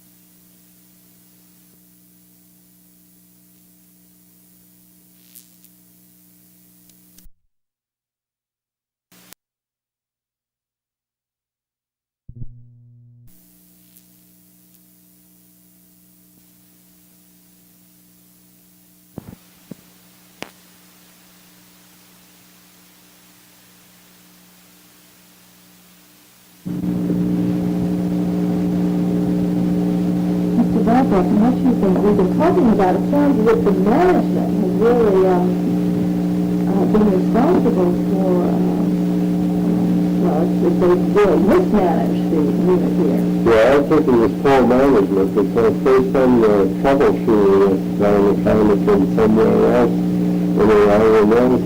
His name is Mr. Weston, and he come around and talk to several operators and stuff like that. He told me, how you like your job? I told him I like my job, but the salary, the pay isn't as good as other factories. You know, I think today if all the companies went together and with the government support for living in this, there wouldn't be any strikes or any trouble. And everybody would get a fair shake. Did Mr. Gonder, who lives in Hastings, work as a foreman or as a manager at Anaconda? He was an engineer, but Mr. Gonder, I like him very much. The reason why he was very interested in his work, and he helped set up this job I worked on, one of the last jobs we worked on, state job. We finished the last wheels in the machine. He took off his shirt, put on working clothes, and set the whole job up, and we finished it out. Whatever part of the other government wanted. See, the funniest part, when the government had a job in Anaconda, the contract was a pretty good government job. As far as the pay or anything goes, the company didn't care what you did, but when the company had to pay you out of their pocket, it was all a little different. They were strict. I had a superintendent of a place used to come in with me, and if he didn't see the machine go, he'd ask why. And they were really getting touched that way. It was really out of here in the place. Most of the people in 1975 when that plant closed down had difficulty finding other jobs, isn't that correct? Yes, a lot of them did, because at the beginning, Anaconda had several old-timers that worked there and kind of knew their job and what to do, which made the company run pretty good. They were pretty successful. But as these men were getting pensioned off, we were hiring Puerto Ricans, we were hiring Jamaicans, and whatever we can get. And a lot of these people out there were getting hired. I had trouble when I was running a big machine. I was getting 90-way wire for Detroit Edison, high voltage cable. This cable was made out of aluminum. They were the only ones that I know, a big company that was buying it. And I heard it wasn't too good of a cable to put on the ground. It's never good as copper, a conductor. So I had this big reel, imagine, 10,000 feet of cable, almost 2 miles of cable on it. I asked the crane operator to take it off, and they would listen. I would have to run around with the supervisor. Here I'm on it. What am I supposed to do? Run to the shop and punch out? And put down waiting for train and then waiting for foreman. And none of the things we were going through. In other words, any time you were losing time, you had to write it down on your time ticket. Otherwise, you wouldn't make any good pay. You wouldn't make any good wage. But you yourself have had difficulty finding employment after the closing. No, I didn't have trouble finding employment. The only trouble was study employment. See, I could do any type of work, like painting, cleaning yards, cutting grass, mix cement, any work anyone asked me, I took a crack at it. I washed windows, 150 windows one time. I don't want to mention any names of the place in Hastings. I tell you about it. So, this place up in the hill here, right near the section where you are right now, Stephen did a job, and we replaced a lot of broken windows. The reason why we hired outside help, a few school kids, and we paid them pretty good. And we're using sandpaper to scratch the windows. So this customer made us pull out so many windows and replace them. After replacing them, Stephen couldn't do a very good job with the footage, neither could I. And we found a man that could do it, so it cost us $90 to hire this man. But Stephen and I took all the windows out, that hard footage, cut them out with a knife, and replaced them. And after replacing them, We hired the things for $90 to put on them. And then after that, the woman called me and told me the windows are dirty. I came up, I cleaned 150 windows besides some of her extra windows. I did. To make her look nice, she wasn't satisfied. I don't want to bother Stephen in college. She cut off his pay, besides she had his money taken out of his account for $500. I went up again to clean the windows, not satisfied. My wife went up to clean the windows. The fourth time I went up to clean the windows, we didn't want to tell Stephen nothing while he was in school because we were worried about it, the women didn't pay him. So the fourth time I went up, I scraped the windows with a razor, washed them good, and she finally paid us. I'll tell you more than Miss Rose. Her husband, the professor, is mad. So we're going to be back to Genesis, the next house. And that was stuff I couldn't do, but I did it. I didn't get mad. I wasn't working, like I told you. I took everything. Down Anaconda, when I heard a word like this from the president of Anaconda town, he comes here and tells me, tell your wife and go out and work. I don't think that's a very nice remark from a person with a high position like that. You're only given 3 weeks' notice.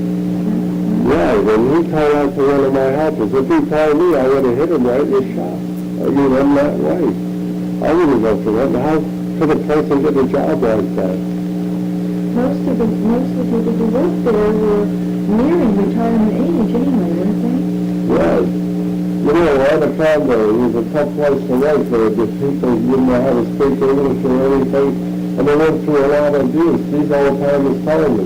And I learned a little bit of Polish and understand it, but I couldn't speak it good. And they used to tell me what happened down there. And there was Dr. Dorf's father was a boss, and he was tough on them, and they couldn't speak it, and they did their best. They didn't have electricity or a hoist like we did. My dad had to do all the wells with a gas thing. And if you made 7 or 8 wells a day, that was a lot of wells. You know how many wells you can make today with modern machinery? They used to make 7 a day. Today you can make 250, 300 with electric oil. And they worked for block and tackle. Anything big you had to pull by hand.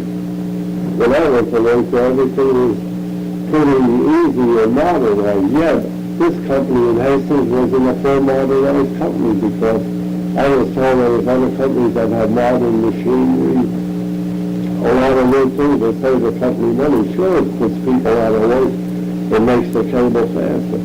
I think in the last tape I explained to you how we replaced many cable. It took 2 weeks to set it up. One real-old machine we sent to Mexico. They call it a 21 machine. Made the big cable. It took 2 weeks to load it. They had dies and rolls compared to the old, the new ones that I had in the modern machine I was on. They weighed maybe 125 pounds. These weighed 1,000 pounds. You had to lift them up with a crane in front of them. It was terrific to work with. And I said to myself, if this company ain't making money after all the years I put there, and seeing how they progress in time, like I tell you, time is money. The first one to construct the machine, raise modern methods and making cable, everything did change, and I seen the changes, and it was wonderful. Going from, you make 1 reel of cable in a week, maybe 2, and my machine, I can make 5 reels of cable today, and it wasn't really the most modern machine. I guess the reason I didn't really buy the modern ones was they were trying to get out. I take it that the management never got together with the employees to talk about suggestions, how things could work out better at the factory. Well, I don't think management talked very much with anyone like it. This last manager, Mr. Foster, he was very good. He'd come to me and ask you how are you in the morning and talk to you. I used to ask him questions, what do you think about business? The stock market's going real booming. The government is holding the biggest supply of copper it ever had. Today, copper is not moving. Other countries are knocking us down. They're doing it way cheaper. Look at the steel. The profits are 75% down. They're going in a hole. Copper since Anaconda closed in 1875, I think for the next couple of years are wild cards in here. There's not going to be any changes. They're not going to give in unless this copper go at any cheaper price. I did see copper go down in May. I lost for 27 cents a pound, and that's pretty low. Yeah, just recently, aluminum was hitting hard, but right now on the market, all of them are least low. Because we were working out on the Anaconda, I was out of work, I salvaged metal. I used to get copper, I used to pick up anything I see. There was aluminum, I put it on the side, and I was selling it. The aluminum was selling at one time 15 cents a pound, it's down to 8 cents a pound now. Copper was $1.25 a pound when they had trouble in Africa. In Africa, I just can't think of it. Is there a place anywhere down here in Africa? Well, that's where the mining was, and they had trouble there. Copper hit the top that I ever seen, $1.25 a pound for scrap metal. And now it's down to 33 cents. So there's a big chance why big business is not moving. People have the supply. They always say when there's something bigger in demand that's what makes the prices go up. Well, now I see the answer. You have so much copper, the price ain't going up, it's going down. So it's a funny thing to follow. Same thing with lead. We're going to use all sorts of lead up because the only thing that can put the atomic waste in is these lead plastics that they make. And we're taking everybody's waste, and I don't know if they're dropping in the ocean, but I heard upstate there's a lot of land that's going to sooner or later be like this town of Hope up in Canada or somewhere, or it was in New Hampshire. There was a story on TV. People have $100,000 homes, they were selling for $1. You walk around with an instrument that checks for radioactivity, and it was very hard. And the town is isolated now. So if it keeps on happening here, it happen there instead, like I say. The source of lead, what are they going to use after the lead runs out?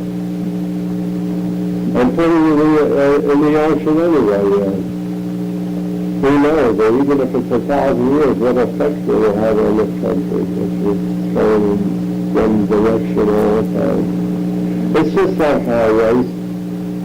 I don't think very many people know in America that a lot of garbage and wood is taken out on barges out to the ocean, maybe 150 miles, 100 miles out, and buried, and then you dump it in the water. That's still going on. You take here in the Hudson River, one of the nicest rivers in the world. It's polluted. It's polluted. It should be polluted. 750 factories dumping whatever they want in it. We take our own drinking water. I went fishing one day, which I love fishing. I go to Canada, I go to Maine, I go all over the country just to fish. And I went to this Glen the lake belongs to New York Water Supply. One day I went up there with people from the city swimming in it, the drinking water. That's $100 fine. One day I went up there with the boat. We had a rowboat we keep up there. Stephen Vavra, water on top of the one of the stove of gasoline. We recorded it. People just got an idea. If they see a body of water and they have a little junk in the car or something, so you just throw it in. When it happens, you find tires, refrigerators, motors, batteries, that's all deadly poison.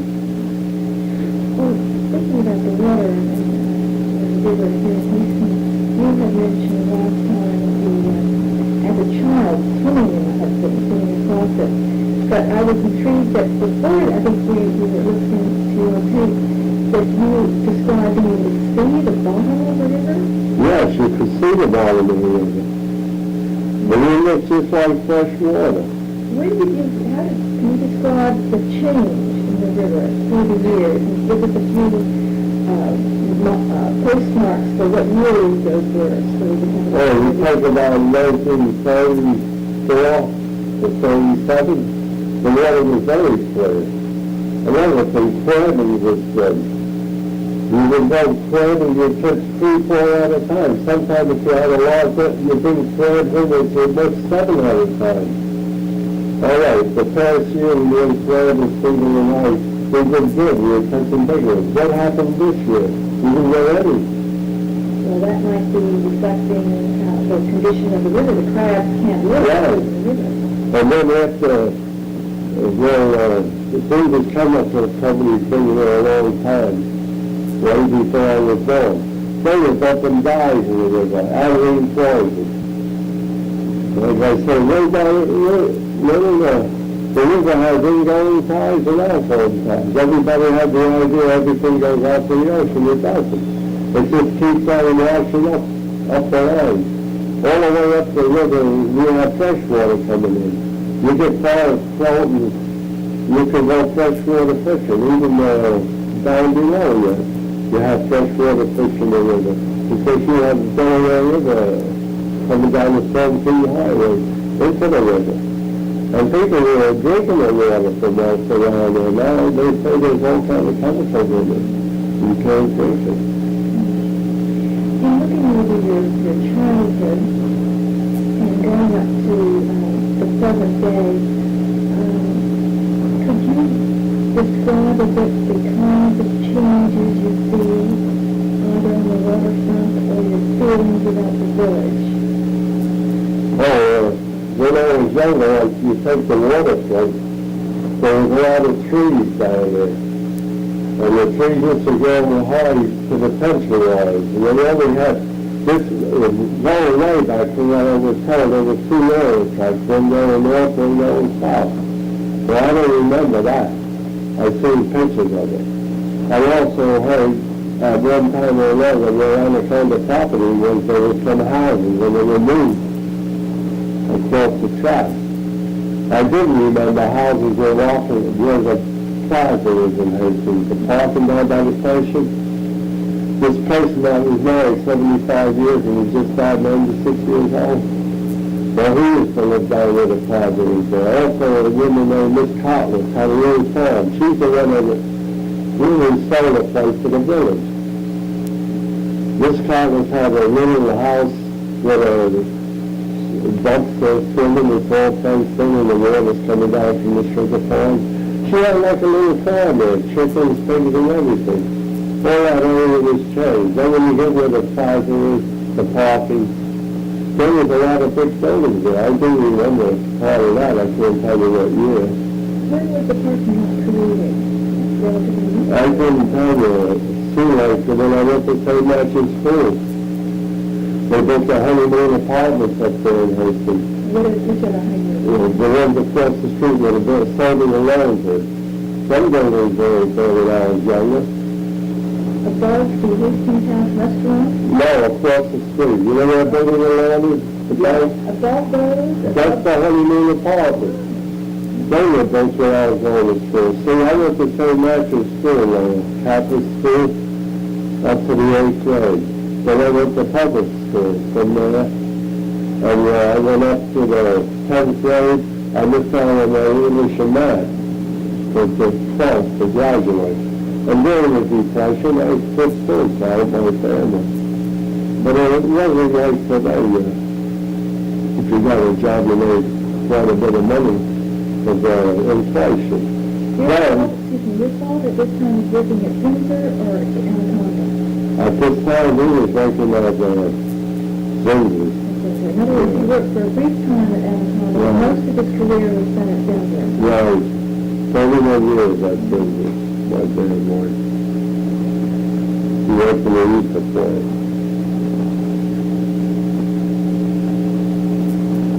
You were about to tell me about some more of the changes you remember. The changes, yeah. Well, like the river, they had these, they didn't have these telegraph wires down there, and now they have them. The poles, they're on going south there, they would be on the right-hand side of the railroad.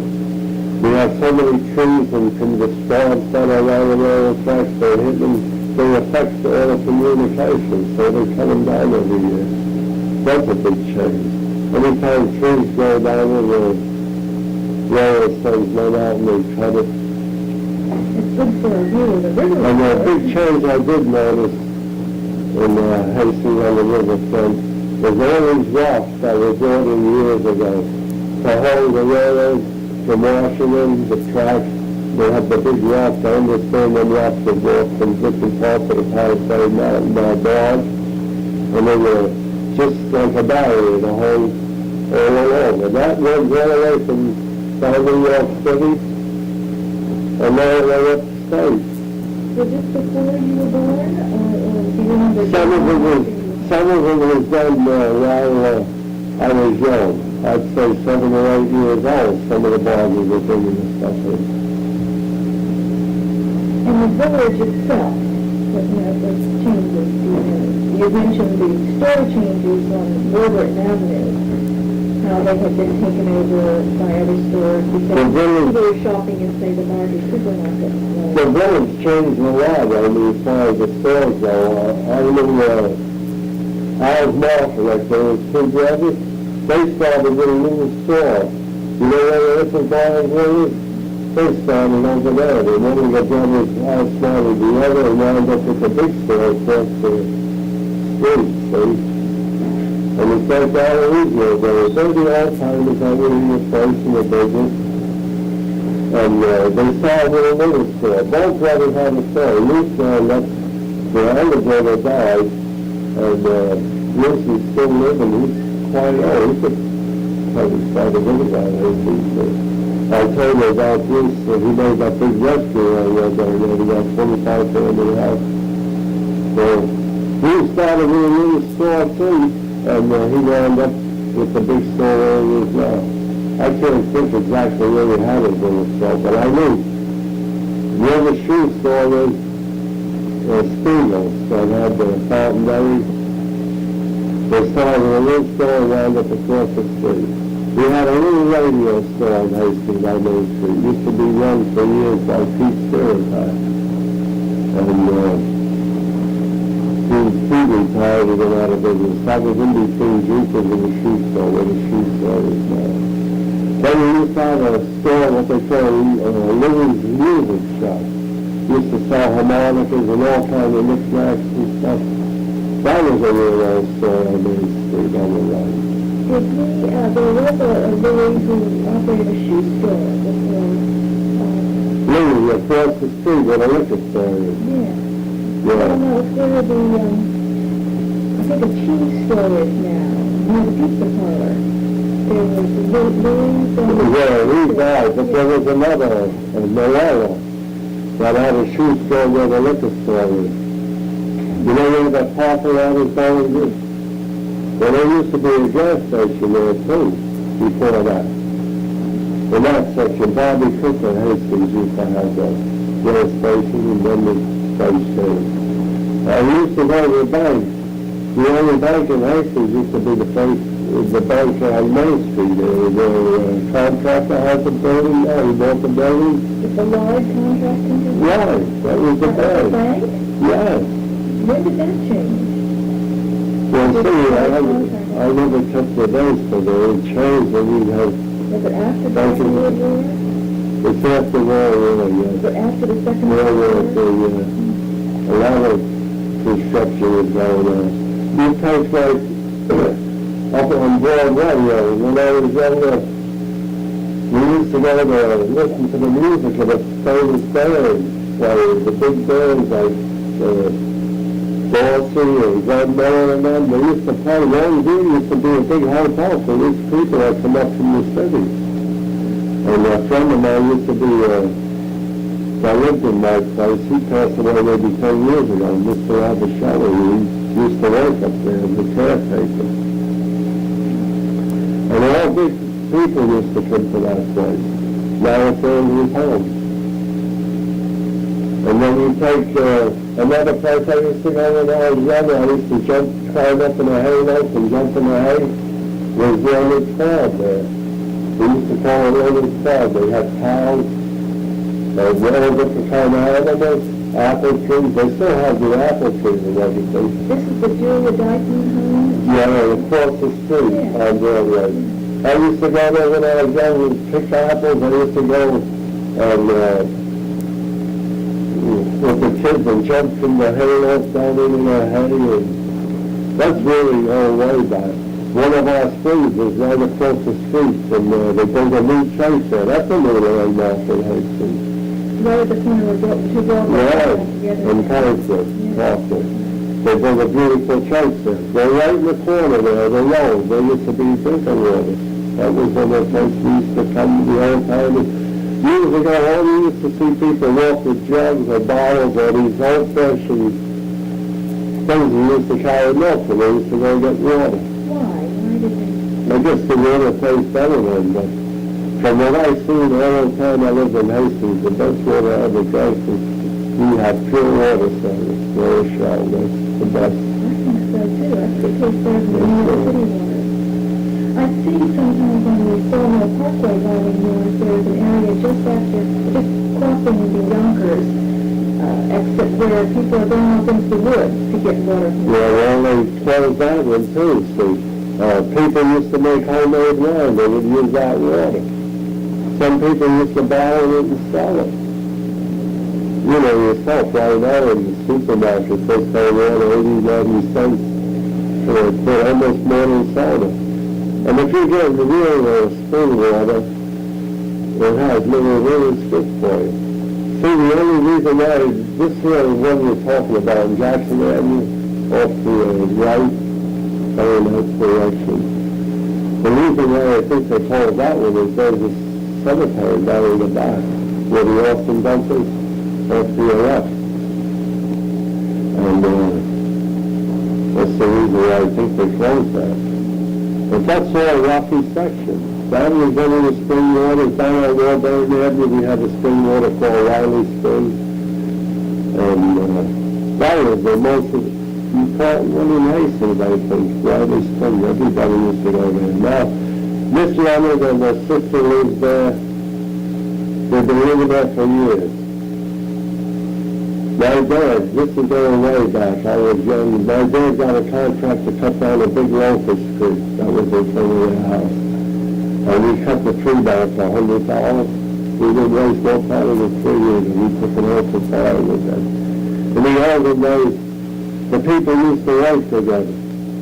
And for one film, we had a Saturday off for a holiday, we would get them and cut wood. And we'd pile up, this fellow would have their one side of the house, we'd pile up a. That's what you see in your neighborhood, a Warburg area, down there on the south side. It's real. People used to go on the road and pick coal. And it was something, it's hard to believe how we changed over from coal and wood. And I think someday we're going to go back to the old ways. You haven't been noticing people gathering wood at the curbside? Oh, yeah. They're doing it again. If I had a Franklin stove and I had my own house, I'd use it. Because it throws good heat, and at the same time, you would burn wood that's laying around that gives a sore life to a lot of people. And I found some nice logs I cut up today. I know a lot of people have fireplaces and they're dying. A friend of mine does the same thing. He cuts it up and saves it and sells it. I mean, there's so many things that people waste in this country. Now they're starting to find out. You know, when I was younger, you used to see all the automobiles thrown around. People was abandoning the car. They didn't tell anybody. They dump stuff on other people's property. Today you get caught for a fine. See, you have to enforce laws where people will do these things. I seen the man, not Anaconda, but the village of Hastings closed the dump. He had a little dump on the riverfront too, on the other side of the track. All the way down the Warburg Avenue from Riley Spring, there was a dump. They used to dump the old garbage there. And then after they covered it, their idea was to build a road. So all the big trucks from Anaconda carrying a big caddy used to walk the big road. The companies used to complain that they break the axle on it trucks, and it was a wear and tear, it didn't pay. That was another thing that hurt the company. Their plans was from Tappan Bridge, that's all a dirt road now, going all the way, almost halfway to where the rock house used to be.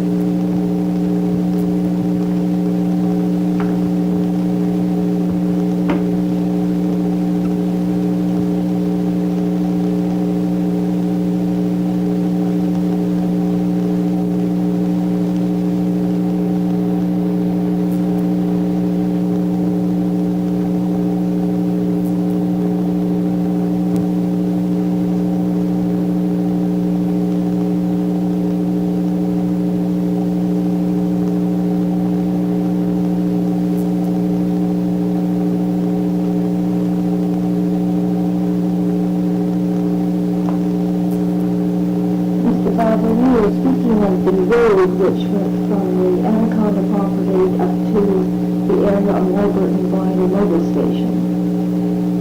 Right. Do you have that correct? Well, that's from Zinger's. The chemical company. Right. They had a road there. It was made out of coke. So they used to burn coke for power in the factory at that time. And Zinger's, when I was small, they used to dump the coke there and they made a hill. We called it Zinger's Hill because we used to sled ride there. And now, the people threw like leaves and broken down trees and furniture and stuff, and it was frozen. They built two family homes there, which was sold for about $75,000 each. So, below that property was also a low landmark. We had a person, I think he passed away, was pretty well known and nice, Mr. Levy. We had Hudson River Coal Yard, right below Logan Street, down that bank, directly on this side of the railroad. That used to be where people go for lumber and buy coal, nails, any kind of product you wanted. And later on the place burned down. The building that Lucian owns above used to be the coal yard's headquarters where you made your business deals. And that building, when I was young, I always was sorry my dad never bought the place. It was for sale for $9,500. Today Lucian can get over $100,000 for the building. And that building is right on top of the bank. You probably know where it is. It's on Warburton Avenue. It's a brick building. It's right across the street from where I live. The house that burned down is directly across the street. And down below is their headquarters. They had two big silos filled with coal. And train tracks used to come right in the area, right down that bank. And they used to bring tons of coal, and people used to buy their coal. And when coal was $12 a ton, $10 a ton, today it's $95. When did it burn down? I don't know what year they burned down. Just like the Rock House, it was an old landmark. Was it in the 1940s, 30s? No, it burned down before the war. The Rock House was a big landmark too, because when I was a youngster, I used to walk, it was exactly a mile from where I lived to the Rock House. I don't know what they called it, I don't make chance to live around there. They used to sell fireworks there. But fireworks were legal. And as years went by, they did away with them. But there's a lot of states you can get fireworks in. And also, I think I mentioned to you about Miss Burke, Billy Burke lived in Oakland Press. She always celebrated 4th of July with about $25,000 worth of firecrackers. I used to take a walk through the place after they left. Used to be a nice place to go for a walk. It's really nice now to go there and see how the school is, and a lot of people walk there and walk there. And me going right, I never complained about a lot of fellows I worked at complain because people think they're dogs down there. You have to walk them somewhere. We have a lot of nice trails and everything. Also in Hastings was a dump on the hillside here where the swimming pool was. Was one of the dumps. Yeah, they filled it in property. And then when they built the hillside school there, that was one of the places I used to go fishing when I was younger. I used to enjoy it. You think you were somewhere out in the mountains. You know, some parts of Hastings made you feel you were living in the mountains section. But for a town, I figured it's about the size of Hoboken, New Jersey. It's about a square mile. And if they do any more building, large buildings, I don't think it's going to help the town much. I think it should stay the way it is. Same with Anaconda. If they're planning to put a big development there, it's going to hurt the view of the Hudson River for people that live here. And I hope industry comes in there. I'm pretty sure it will. After being closed 3 years, they're still paying tax. They must be. They're going to do something with the property. You said that there was going to be a meeting in the beginning of next year between... Yeah, January or February it's going to be with the school. I don't know if it's a meeting, it's a court hearing.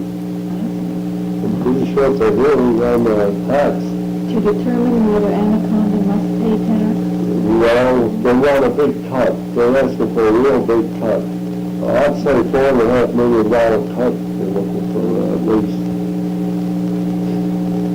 They've been a big help to Hastings while I lived there, but I never put interest in because I didn't know the property my family did, and when I see $5.5 million tax, that's a lot of money.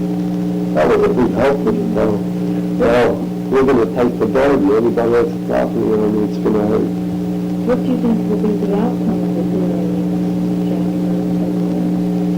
Well, if they left them in my hands, I'd give them a good break, providing they pay all the workers that were laid off in Anaconda with the closing, pay them service pay, give them their life insurance policy, and give them the pension that they've stated in black and white, 60-30, 60 years old and 30 years of service, not to wait till 65. That was unfair there. So that would be eligible. But being a citizen of Hastings anyway, in favor of the people, the way I look at it, I would give them a break just to get them situated there. A break that would last about 10 years to get them started. Because a lot of southern states are doing these things and they're favoring these companies to come in and they're giving them a good terms, like 15 years. Harshall Chemical moved, they've got Fort Singers Chemical moved down to Kentucky. They got maybe a 15-year contract on their land. Their taxes came already higher and everything, and then later on, you know, factory things developing, people build houses, schools, and later on, when the tax do go up, you don't maintain them because you have a community, everybody puts in their share. I think the same thing in Hastings, we should probably have industry down there instead of these big buildings. I heard so many rumors about plans, they're going to put high-rise apartments. And as far as the park, Hastings can use a waterfront park, but if I would have anything to say about it, I would do like Dobbs Ferry did. They put in a barrier of stone, maybe 50 yards out, or how many feet they want, and just put a straight line of big stone from the Palisades, bring them in by barge, and then throw the raw garbage and they get permission from the government to cover it. Then years to come, they'll have a beautiful waterfront park. See, look at that park they built down here, Kennedy's Marina. And everything is, they ran out of funds. And it's a beautiful place. A lot of people go fishing there and everything. Hastings has nothing like that. We're lacking a nice place on the waterfront. See, when I was about 13, 14 years old, we picked the spot down the river. It's about a half a mile from my home. You can walk down to the steps where Grand School is. They call it the sandbag. Well, when I was younger, yet 7 or 8 years old, Grand School had a place to swim down in, what they called a crib. And I still think Grand School owns that property down by the river. Well, what we did when we were kids, when we had our summer vacation, everybody pitched in. We used to get these big stones that fell in the water when the rains washed the erosion and everything else washed. We built a nice wall all around. We brought sand in from the sandbank. This crib had these big pilings and still that. We put boards on so you can walk on. In fact, we built like a platform and it was nice. And that's how we swam. You created a swimming pool. Like a swimming place, a place to go. Also crabbing and fishing. But the chemical company had a big effect on our part of the town. Like I wouldn't say the guy's rich as far as Fulton. It would probably hit Dobbs Ferry on a time going up. It depends. If the company was up and down, and I never took the attention of it when they used to release the guys in the river. If they did it on a down-going tide, then you would have a very less chance of polluting up the river and stay as far as close. But that's what ruled the river around our section. They dumped in the blue guys, red guys. I had friends I worked in the dining room. If you want to bring them their lunch, you wouldn't know who they are. They're all red. Some of them were all blue. And they wear hats, they have burlaps. They used for safety first procedures, if they walk with an ether frame where my dad was, they made sure their shoe was covered or even with a pair of rubbers on because if you made a spark, it would spread an explosion. It was a dangerous place to work. It's real old buildings. The powerhouse is still standing down there. Tappan bought the property. Yes, I noticed that the chimney is still standing and Right. it's like a shell of a building around it. Yeah, that's a powerhouse there. That's Souls Indian Powerhouse. Tappan, I think, still uses it. And across the street, where I told you the Colorado, Mr. Levy used to operate the Colorado with the kind of blue Hudson River. Ross was the name of it. So, Tappan bought that property. They own it now. And what do they store in the tanks? In the tanks, oil, the Tappan oil. Yeah, big tanks there. They still use it as a storage facility? Yeah, they also dug the river out all around it. And like I told you, way back in the 20s and the 30s, you know, the land that's covered now by Tappan with the oil tanks and everything used to be done by Colorado and everything. Somebody mentioned to me that there was a daily freight boat coming up from New York City carrying groceries, which docked in Hastings, in what was described to me as the middle section on the Anaconda property. Yeah, that's the public dock, but I don't remember that. I was told the same thing. It was called the Raleigh. We used to pull into the public dock in Hastings. But where was the public dock? The public dock was exactly in between the new high voltage building there used to be another company at that time, I told you, the paving company. But the public park was directly in the middle. There's still parts of it there. How did you get access to it? Was it through the... It was open to the public. Before then, this means that before they built that new building, you just sort of could drive down over the railroad tracks by the train station and then down to it? Yeah, well, years ago, Anaconda was owned it. See, they bought it from the village, I guess. And after that, then they put barbed wire fence up there, yeah, nobody there. People used to go fishing in Cranberry, I remember that. I remember some big gambling going on there too, like crap games at the water park. I learned how to swim there. They told me in front of the wall. That was the place where most of the kids learned how to swim. All the falls used to get me thrown in. And I had no problem. I love swimming. I love weightlifting. And I love walking through the woods. I always walk together in Maine, the mountains, anywhere. I think it's God's country. And when you have a view from their life to their distances, they're all saying, well, that's what we're living for. Well, Mr. Vavra, thank you very much.